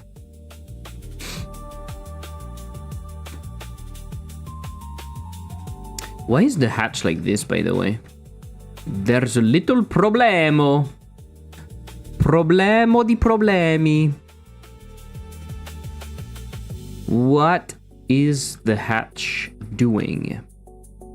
Il problemo. Blo, blo, blo, blo. Problemo di problemi. Mr. Hatch. Ha! Mr. Hatch. You are there. Welcome, Mr. Hatch. I don't believe we've met already. Let me present myself. Mr. Problemo. Seriously. Seriously. Am I not ashamed of myself? I should be. I should be fucking ashamed. I should be ashamed. Should we look at the wish list? Oh my god, I'm so fucking stupid. I hate everything about everything. How many wish lists? 6,200. Ah, it's picking up a bit. It's going up again. 3 month. 3 month? It doesn't count today, right? What if we do custom? And we do today. Yes. Hello.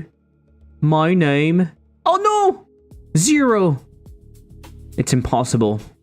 It's impossible. It's just not up to date. 61 yesterday. It's starting again. That's nice. We have 6,200. It's the maximum amount of wishlist I've ever had in my life. Can you imagine that? On one game, I mean. Yeah. Yep, that's me. Do you think we have a reference to the hatch somewhere in here? Apart from that? Hatch, hatch, hatch. Hatch, hatch, hatch. Okay. I should have a match case. Okay. Okay, room hatch. So let's bring up the big H. Oh no, not that big H, sorry. Well, not that big H. Got to go. Goodbye, Ginger. Sent you a video of what I've been up to today. Nice. Well, divided by 2, I guess. No, don't divide by 2. Don't divide by 2. I think your game is one that will not have 100,000 wish list before launch, but it will get real traction post-launch. Maybe. Maybe. Maybe. Do you think we're using this hatch tunnel? Hatch tunnel. Not really. I don't know who is using this hatch tunnel, and at this point, I'm too afraid to ask. I'm too afraid to hatch. You get it? Do you get it? I'm too afraid to hatch. Hatch tunnel. Ratatouille. Ratatouille. Skibaboo.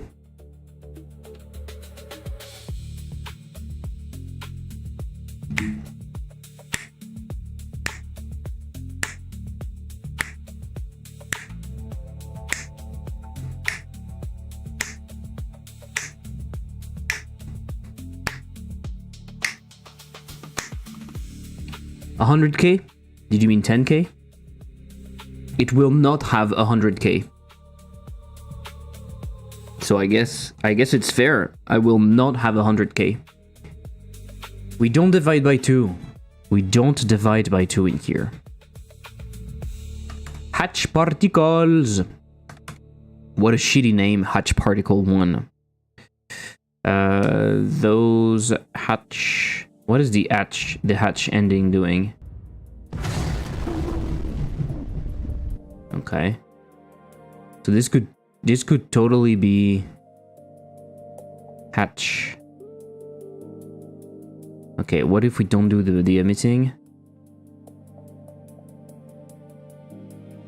Okay, it moves.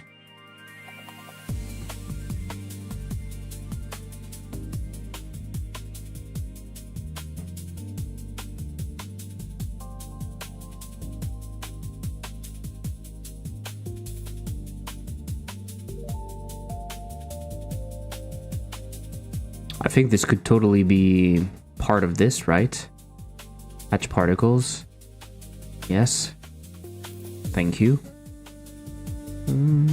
Ah, no, okay, it's not, because of course the hatch itself is moving. That's why it's not. Ah, that's annoying. But that's also exactly why... First of all, let's move that shit back where it should be, right?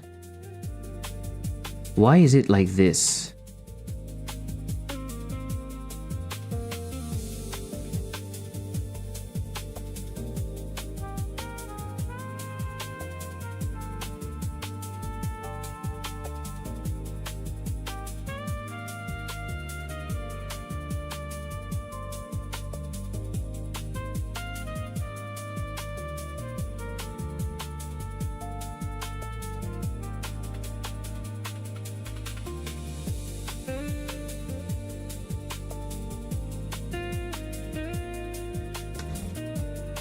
We don't see shit.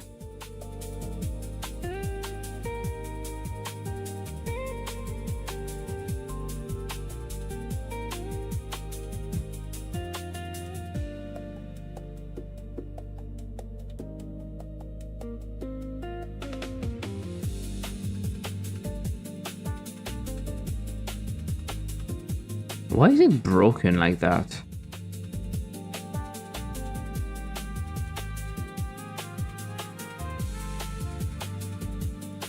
Why is it all broken like that? Or it's supposed to be on top? Do you think it's made to be on top? I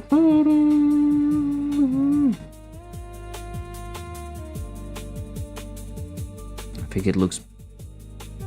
It's just too big. It's just fucking too big.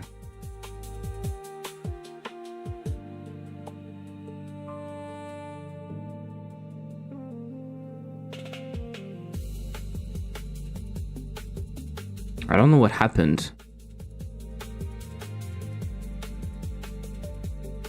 I don't know what fucking happened to that shit. It doesn't have a transform. Is there a transform in here, making it weird?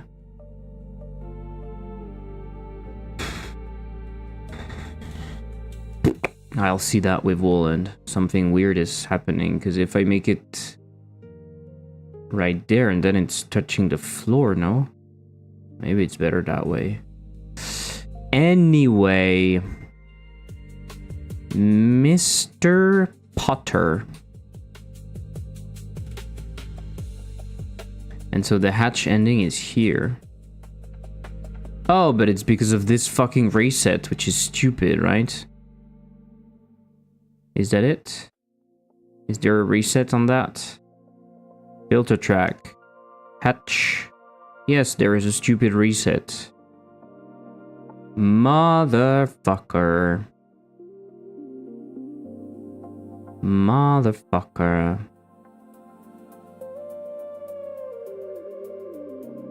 Motherfucker. Me, my mommy. Me, my mommy. Me, my mommy.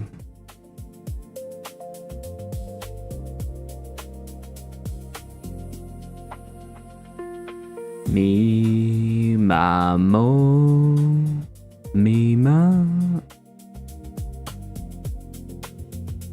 Me, my mo. Me, my. Me, my. Mo. Me, my. Mo. Me, my. Mo, me. Me, my, mo. Me,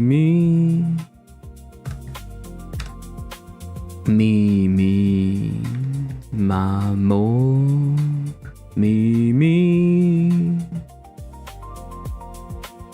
Me, ma, mo, me, mo, me, ma, mo, me, ma, mo, me.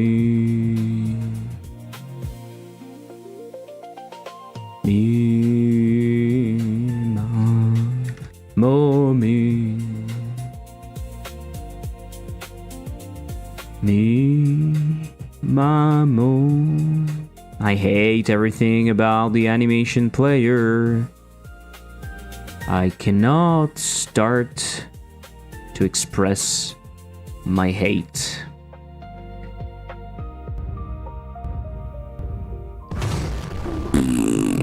Nicey nice. So, hi chat. Me, my mommy. I see. It seems that Windogs works and shit Penguin OS doesn't. No, it's my fault. It's my fault. They improved the animation player a bit, right? Since when? No, it's just shit. Animation player is shit. I don't understand why people like it, to be honest. I don't understand. I don't understand. And I refuse to let you talk. Goodbye, Godot. You fucking crashed. Mr. Godot, it seems that you're crashing. Me, mamma me. Okay, I don't use it, but might at some point. Don't bother. Don't bother, it's shit. It is shit. New Godot Steam version. Can you imagine that? Would you like a new Godot Steam version? I think I would like it. Please give me a new Godot Steam version. The hatch. The hatch, mamma mia. Okay. And now you can emit if you want.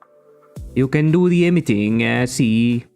Emitting, yeah, emitting. Hatch tunnel. Where do you think the hatch tunnel is being used? Do you think it's being used by anyone? Or was it a test by your servitor? I think it was a test that I made. Oh, yes. It's a test that I made. So I'm not sure I'm using it, in fact. Right. I think it's a test that I made.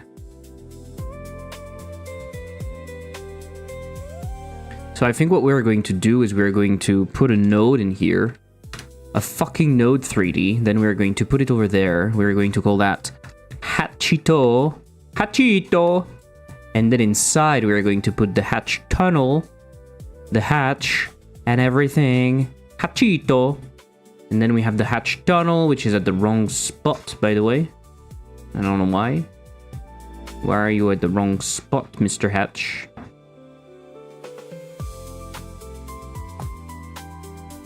Yeah.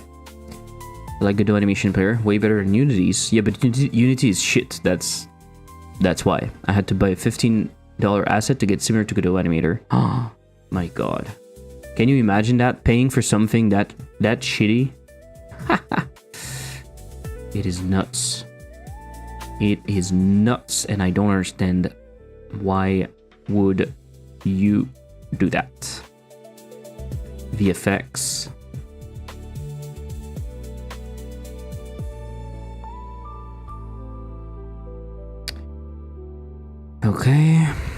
Okay, let's go.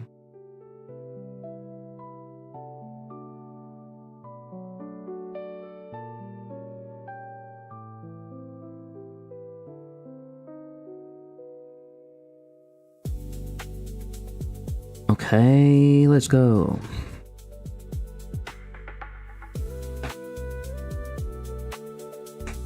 Okay, we move that. We move that into the hatch itself. Do you agree? We move that into the hatch itself. We do this.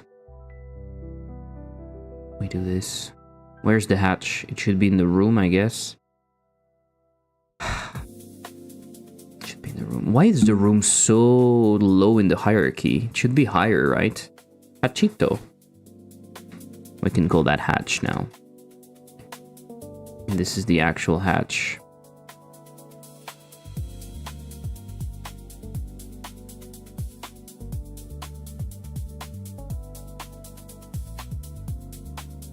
Why is it moved like this? I'm gonna explode. I'm gonna explode. What the fuck?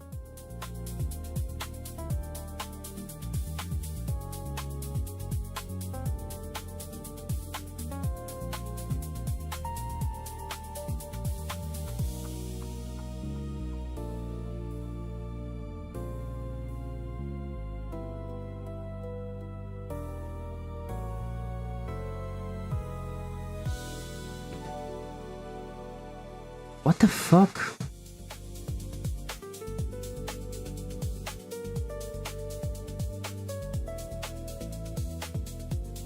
It did the opposite.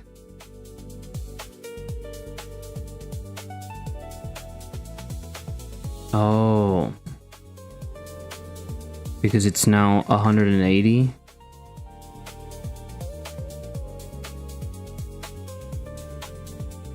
What?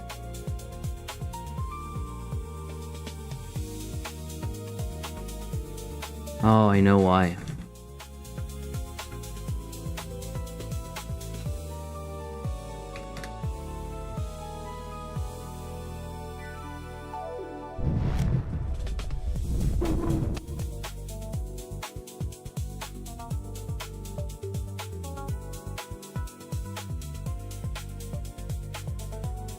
Then it went into the other direction.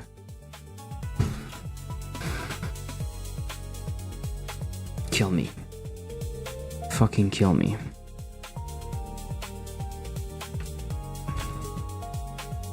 Okay, so the problem is in here. This has 180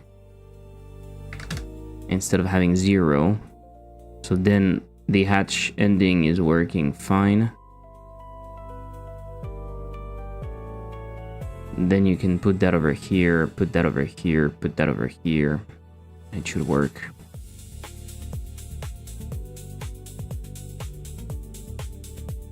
It's still going in the other direction. that what's happening?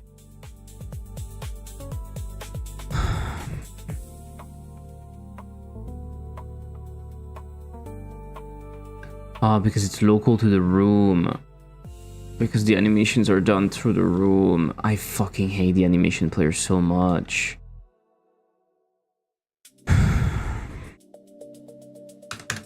It makes doing simple things like that when it's relative, it's fucking annoying.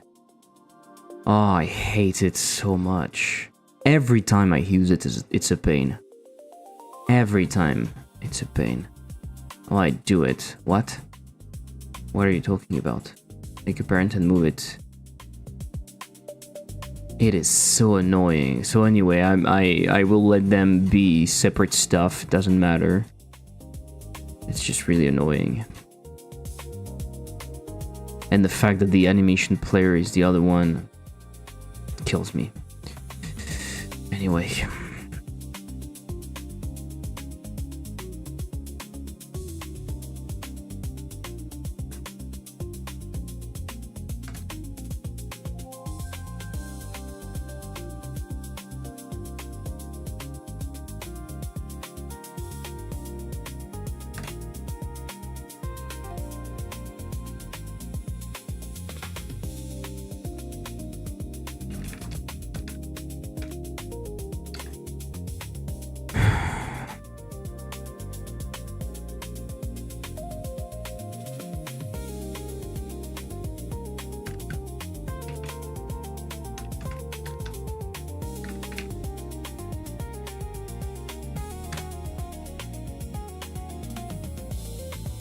So prevent clicks is on a game. Hatch it's itself.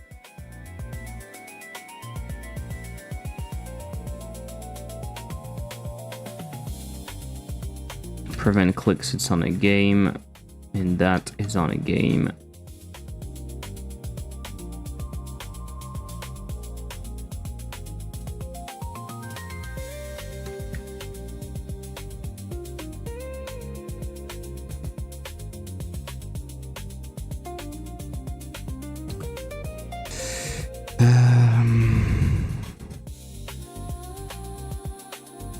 What else? What else? What else? What else? Hatch. We need to assign the game and the hatch camera. Camera hatch.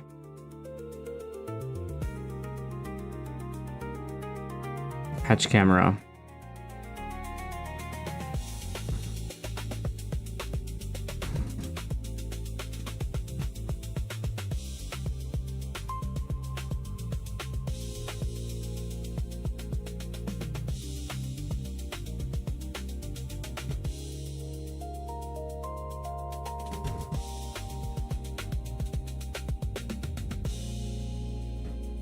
Could it be higher, the room?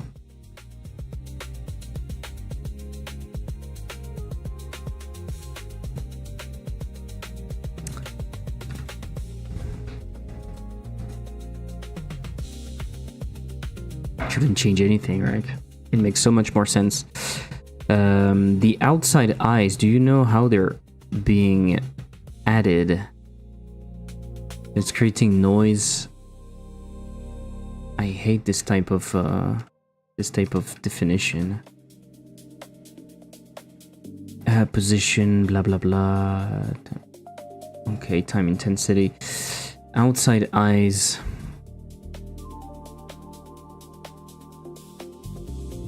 They should be under VFX, in my opinion. I'm gonna make it easier.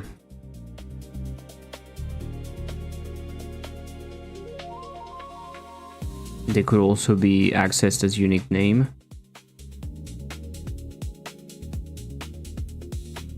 So this logic stuff is done in here. Madness control, I don't like that it's done here.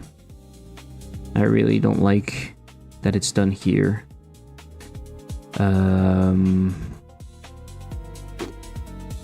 Could we have a node for that? That would make it a bit more easier. We have like a node we called madness control. We put it right over there. You see this new stuff? By default, I hate this new indication of where the node is going to be. And by default, it wants to go under the thing. I really fucking hate it. I find it hard to put it where I want. We have too many lights. We have too many lights. Who's calling madness control?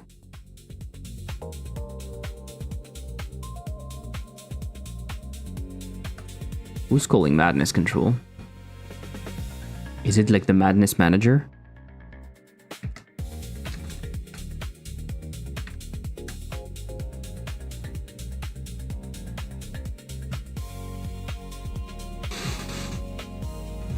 A var declaration outside of in below functions. I've never seen that. I hate it. I fucking hate it.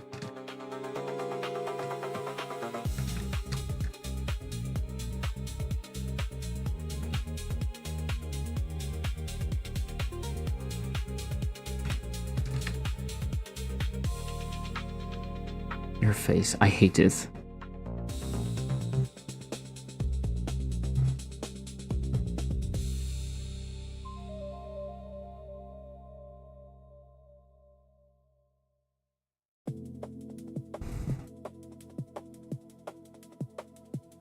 So no one is controlling this one directly, right?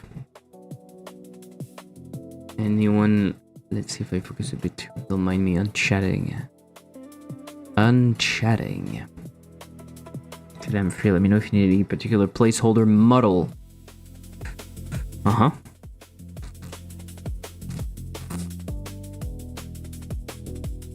Mm-hmm.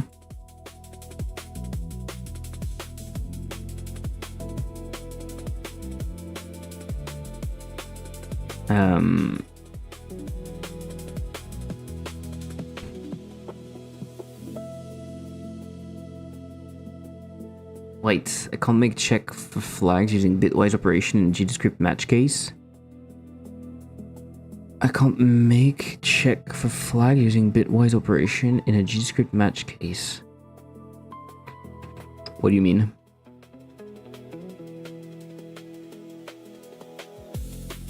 You can do a bitwise operation.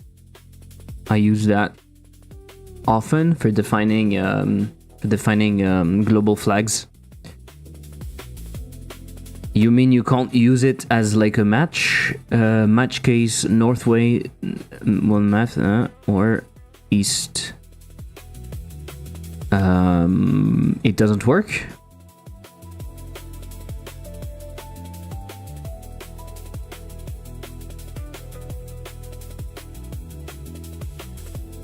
What is the error?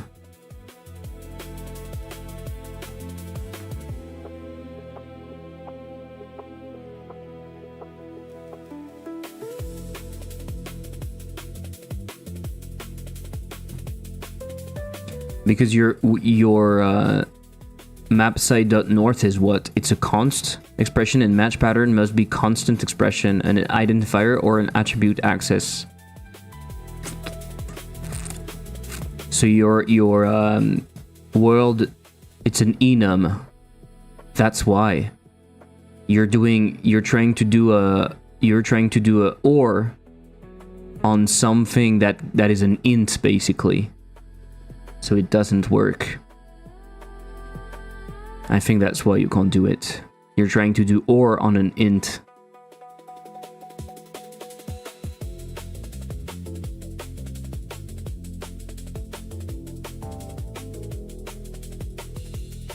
I don't think you can store the actual bitwise representation.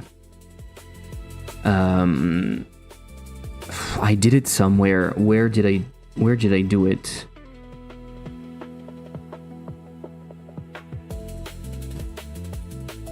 I did it somewhere.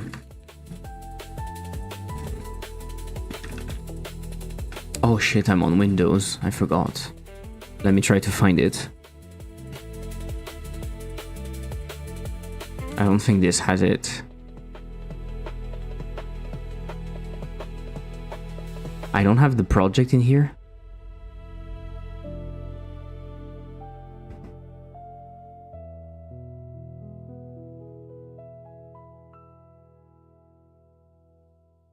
I must have it somewhere.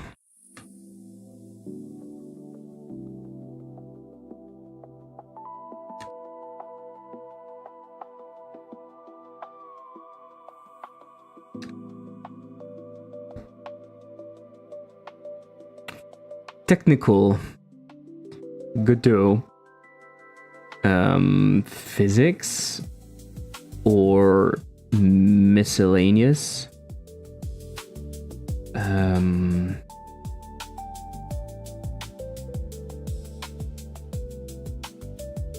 Custom mobile export to local setting physics joint export global enum. No, that's not what I want. Where did I put it? Debugging Android spaces in OS execute. I know I have it somewhere. Performance shader, audio editor, add-ons, resources. Editor? Conditional export. Shit. I don't know where I put that. Don't bother, you have other cats to whip, as we say in French. C'est vrai.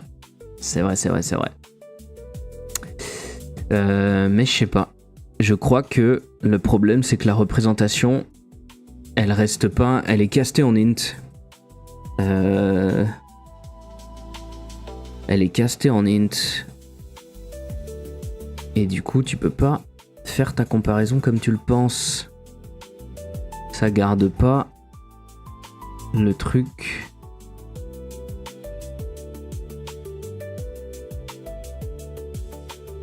Je sais plus. Ouais, à la fin t'as un int.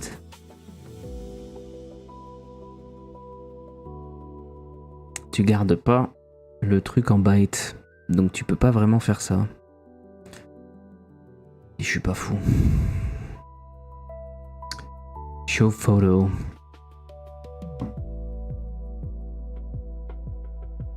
This should not be here. Should I chercher ça que j'aurais plus de temps? Yeah. He said something about making translator function in French. What?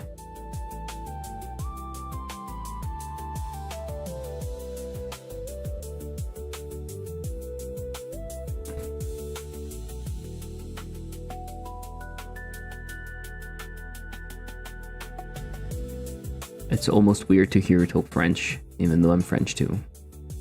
That's not what you said? No. No. But yeah, it gets casted as an int, right? You can do const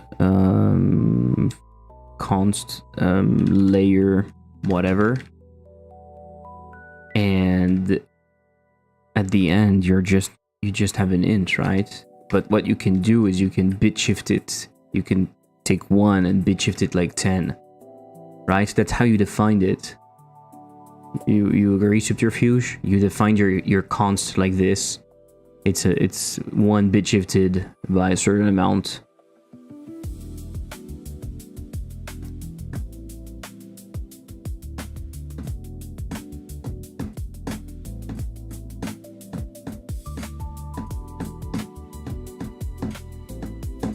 What game are you coding? I'm working on OBAWL. J'ai un manque de cohérence. J'ai un manque de cohérence. Export var. Outside eyes. It's gonna be what? Node? Node 3D. Je l'utilise comme une force.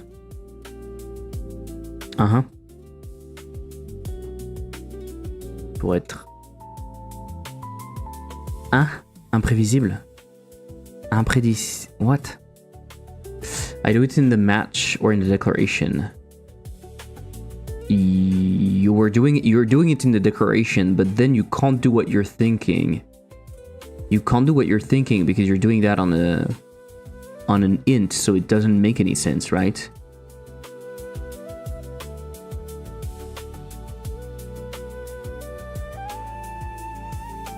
What are you trying to do exactly? What are you expecting the match to do? Because maybe that's what we need to What are you expecting the match to do when you do match side north or east? Imprévisible. Imprévisible, yes.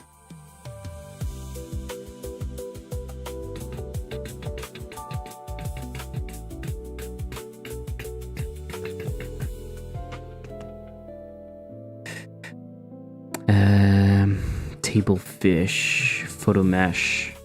Maybe we export all of that. Photo mesh, node 3D, export var, room, real, node 3D, export var, room, fish, node 3D. And then we would need table fish. Why do we have table and table 01? Fuck's sake. Table fish. Table fish. Export var.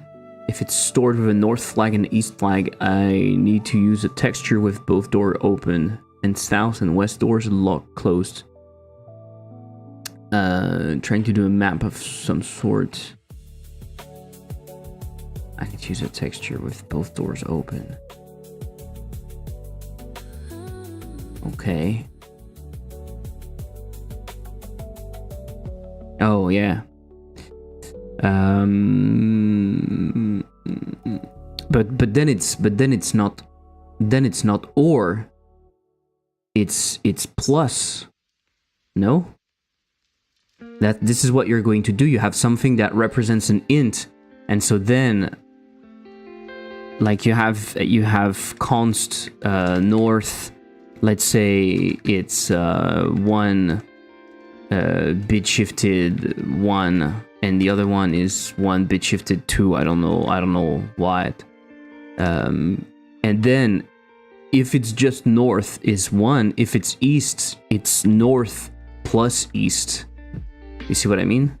Isn't that what you're trying to do? It's not or. Wake me up when we have node 40 for that space-time goodness. Maybe we can have that. Maybe we can. Table.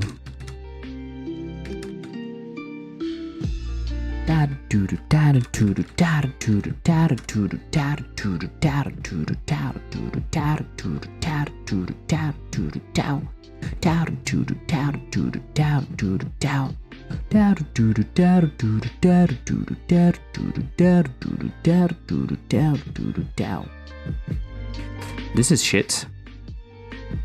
This is really shit. Yeah, but it's the same. Match doesn't accept operation. It needs to use ifs. A match doesn't accept operation. Oh, interesting. Because it would be dynamic. I don't know. That's weird. Hello, Lupo. Hello, hello. Okay. Doesn't accept an operation.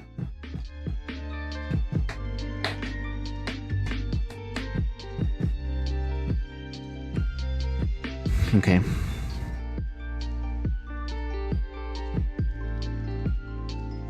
Why is the table mesh separated into two things? Oh, because it's the tabletop and then the actual fucking thing.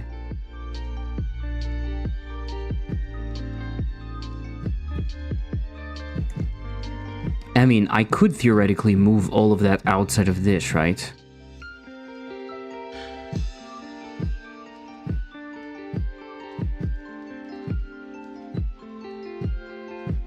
I'm not going to do it.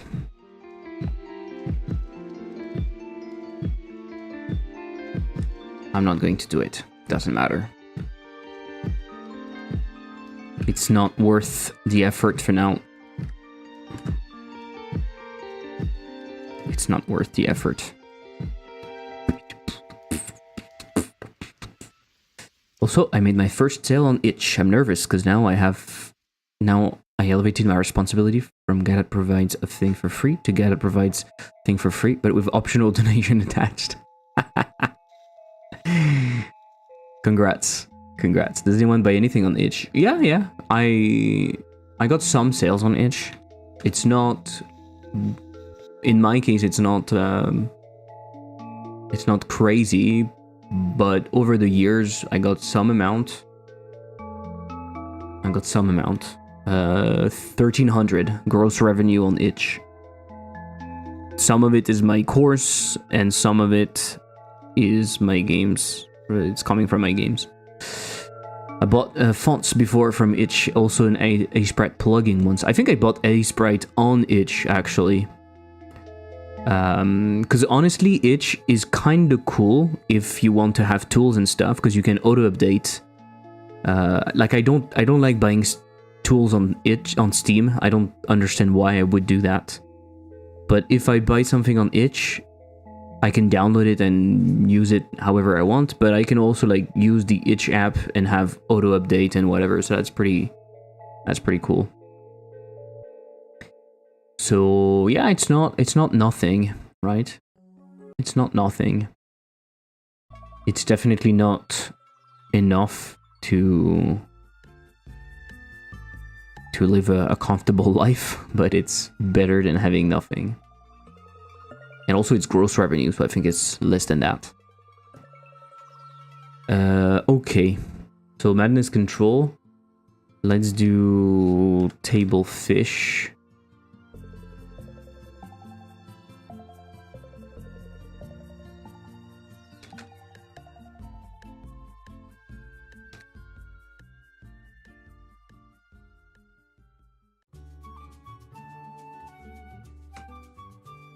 Table 01. Outside eyes. Photo mesh. Is that photo mesh? Is that the photo mesh that we are using in here? Photo mesh. Shit. Photo mesh. Objects. Photo mesh. Objects. Photo mesh. Okay. Room reel. So room, I guess, and room fish. Room fish. Okay. So I think photo mesh, we can remove it. Oh, we are doing some stupid shit over there. But okay, show table, show room, show photo. This is done. We don't need that anymore. The madness stuff is done. Right? There's no madness control or anything. And we're doing it over here. So my only issue is that this guy was doing some sort of madness on the game madness control.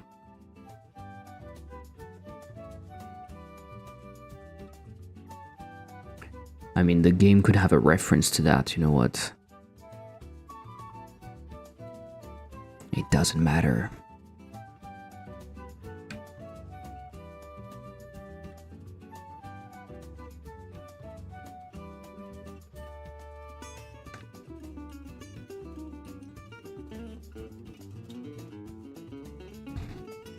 How long did it take for itch to accept your tax information documents? Might have been pending for a week now, and I don't know on average how long it takes. I don't remember. I'm sorry. That was a long time ago. But from what I've seen, they tend to be a little bit slow when it comes to payouts and everything. It depends. Last time I did a payout, it was actually pretty fast, but some of my payouts in the past, I've been pending for like multiple months before I got paid. I really don't like the way they're handling it, and I guess it's probably because they're a small operation and they don't have the same power as Steam or something, so they do a lot of manual reviews. But on Steam is a very good payer. Every month they pay at the same time. It arrives in like a few hours, the payment. It's very fast. It's really good. But itch, pretty bad in that regard. I hope they improve, because It's really not pleasing. Especially if you wait. If you do it the same I do, basically you... If you do it the same I do, basically you... you let itch collect all of the money and then you request a payout. So potentially you have a lot of money waiting. So it's not pleasing. Speaking of itch,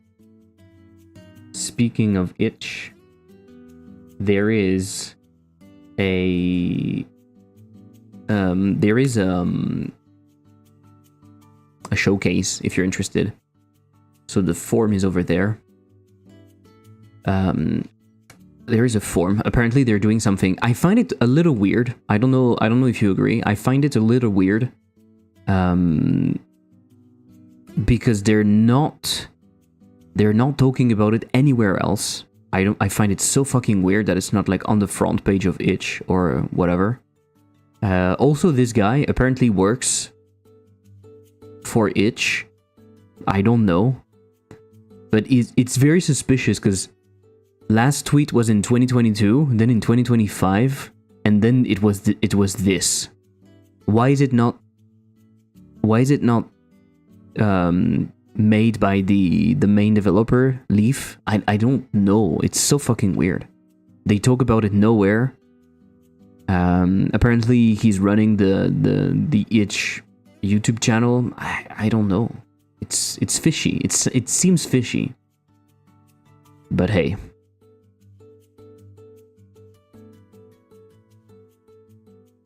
I don't know.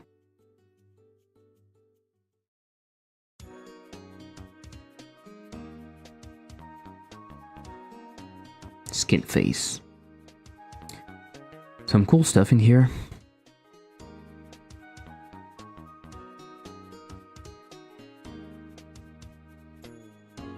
Anyway. Any fucking way. Interesting, yeah. You should submit your game. If you have a game or something, you should submit it.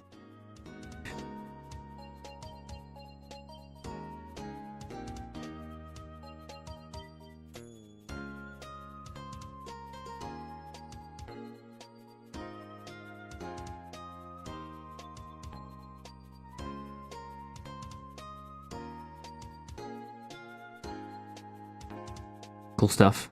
A bunch of ducks. From Ginger. I need to do that on my incremental. I need to have rocks and then I process them. I need to do that. Pretty cool.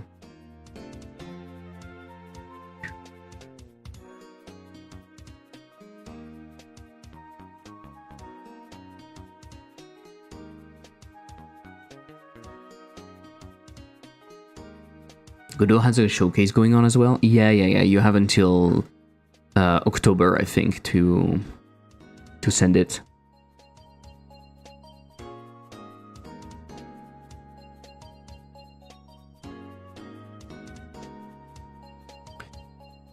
Fix hatch positioning. Move stuff to madness control. Okay. Okay, I wanted to do something small about the dream sequence. I have the impression that some of the dream sequence, I guess the game is being paused. I don't know how it's being done. Oh my god. Oh yeah, earlier I saw something that was unacceptable. Where was it? I saw something that was unacceptable. Was it in the opponent? No. There was a variable. There was a variable creation. Oh, it's in the soul container, I think. No. Fuck, where is it? That was nuts.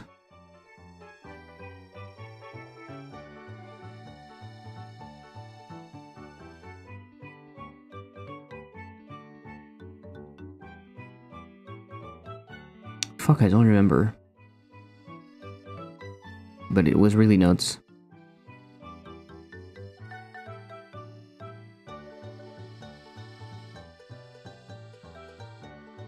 There was a variable creation in the middle. I found that crazy.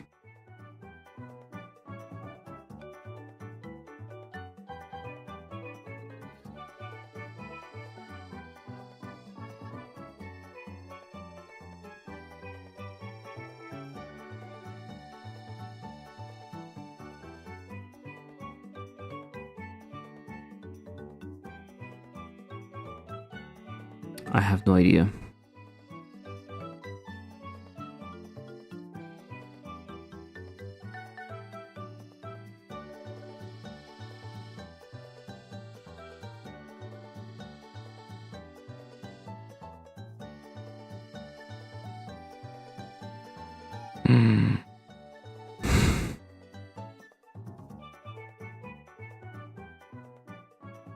So it extends a dream.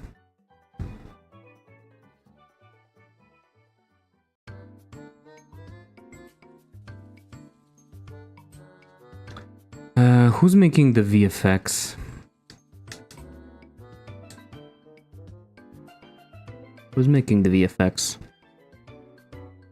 This guy? Oh my god. What the fuck?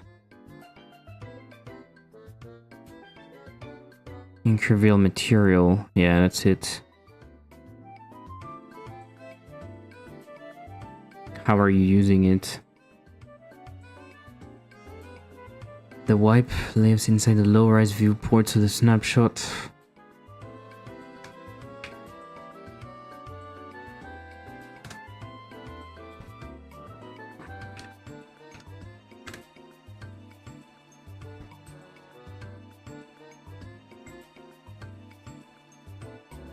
How is it done?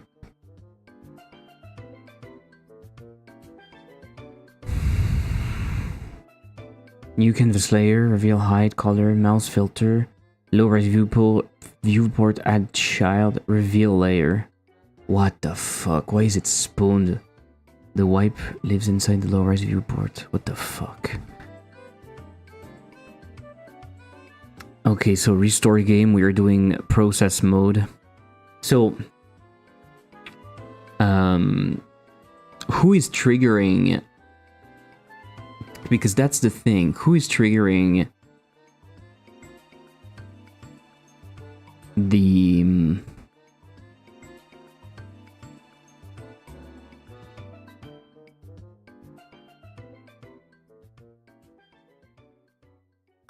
Who is triggering the thing?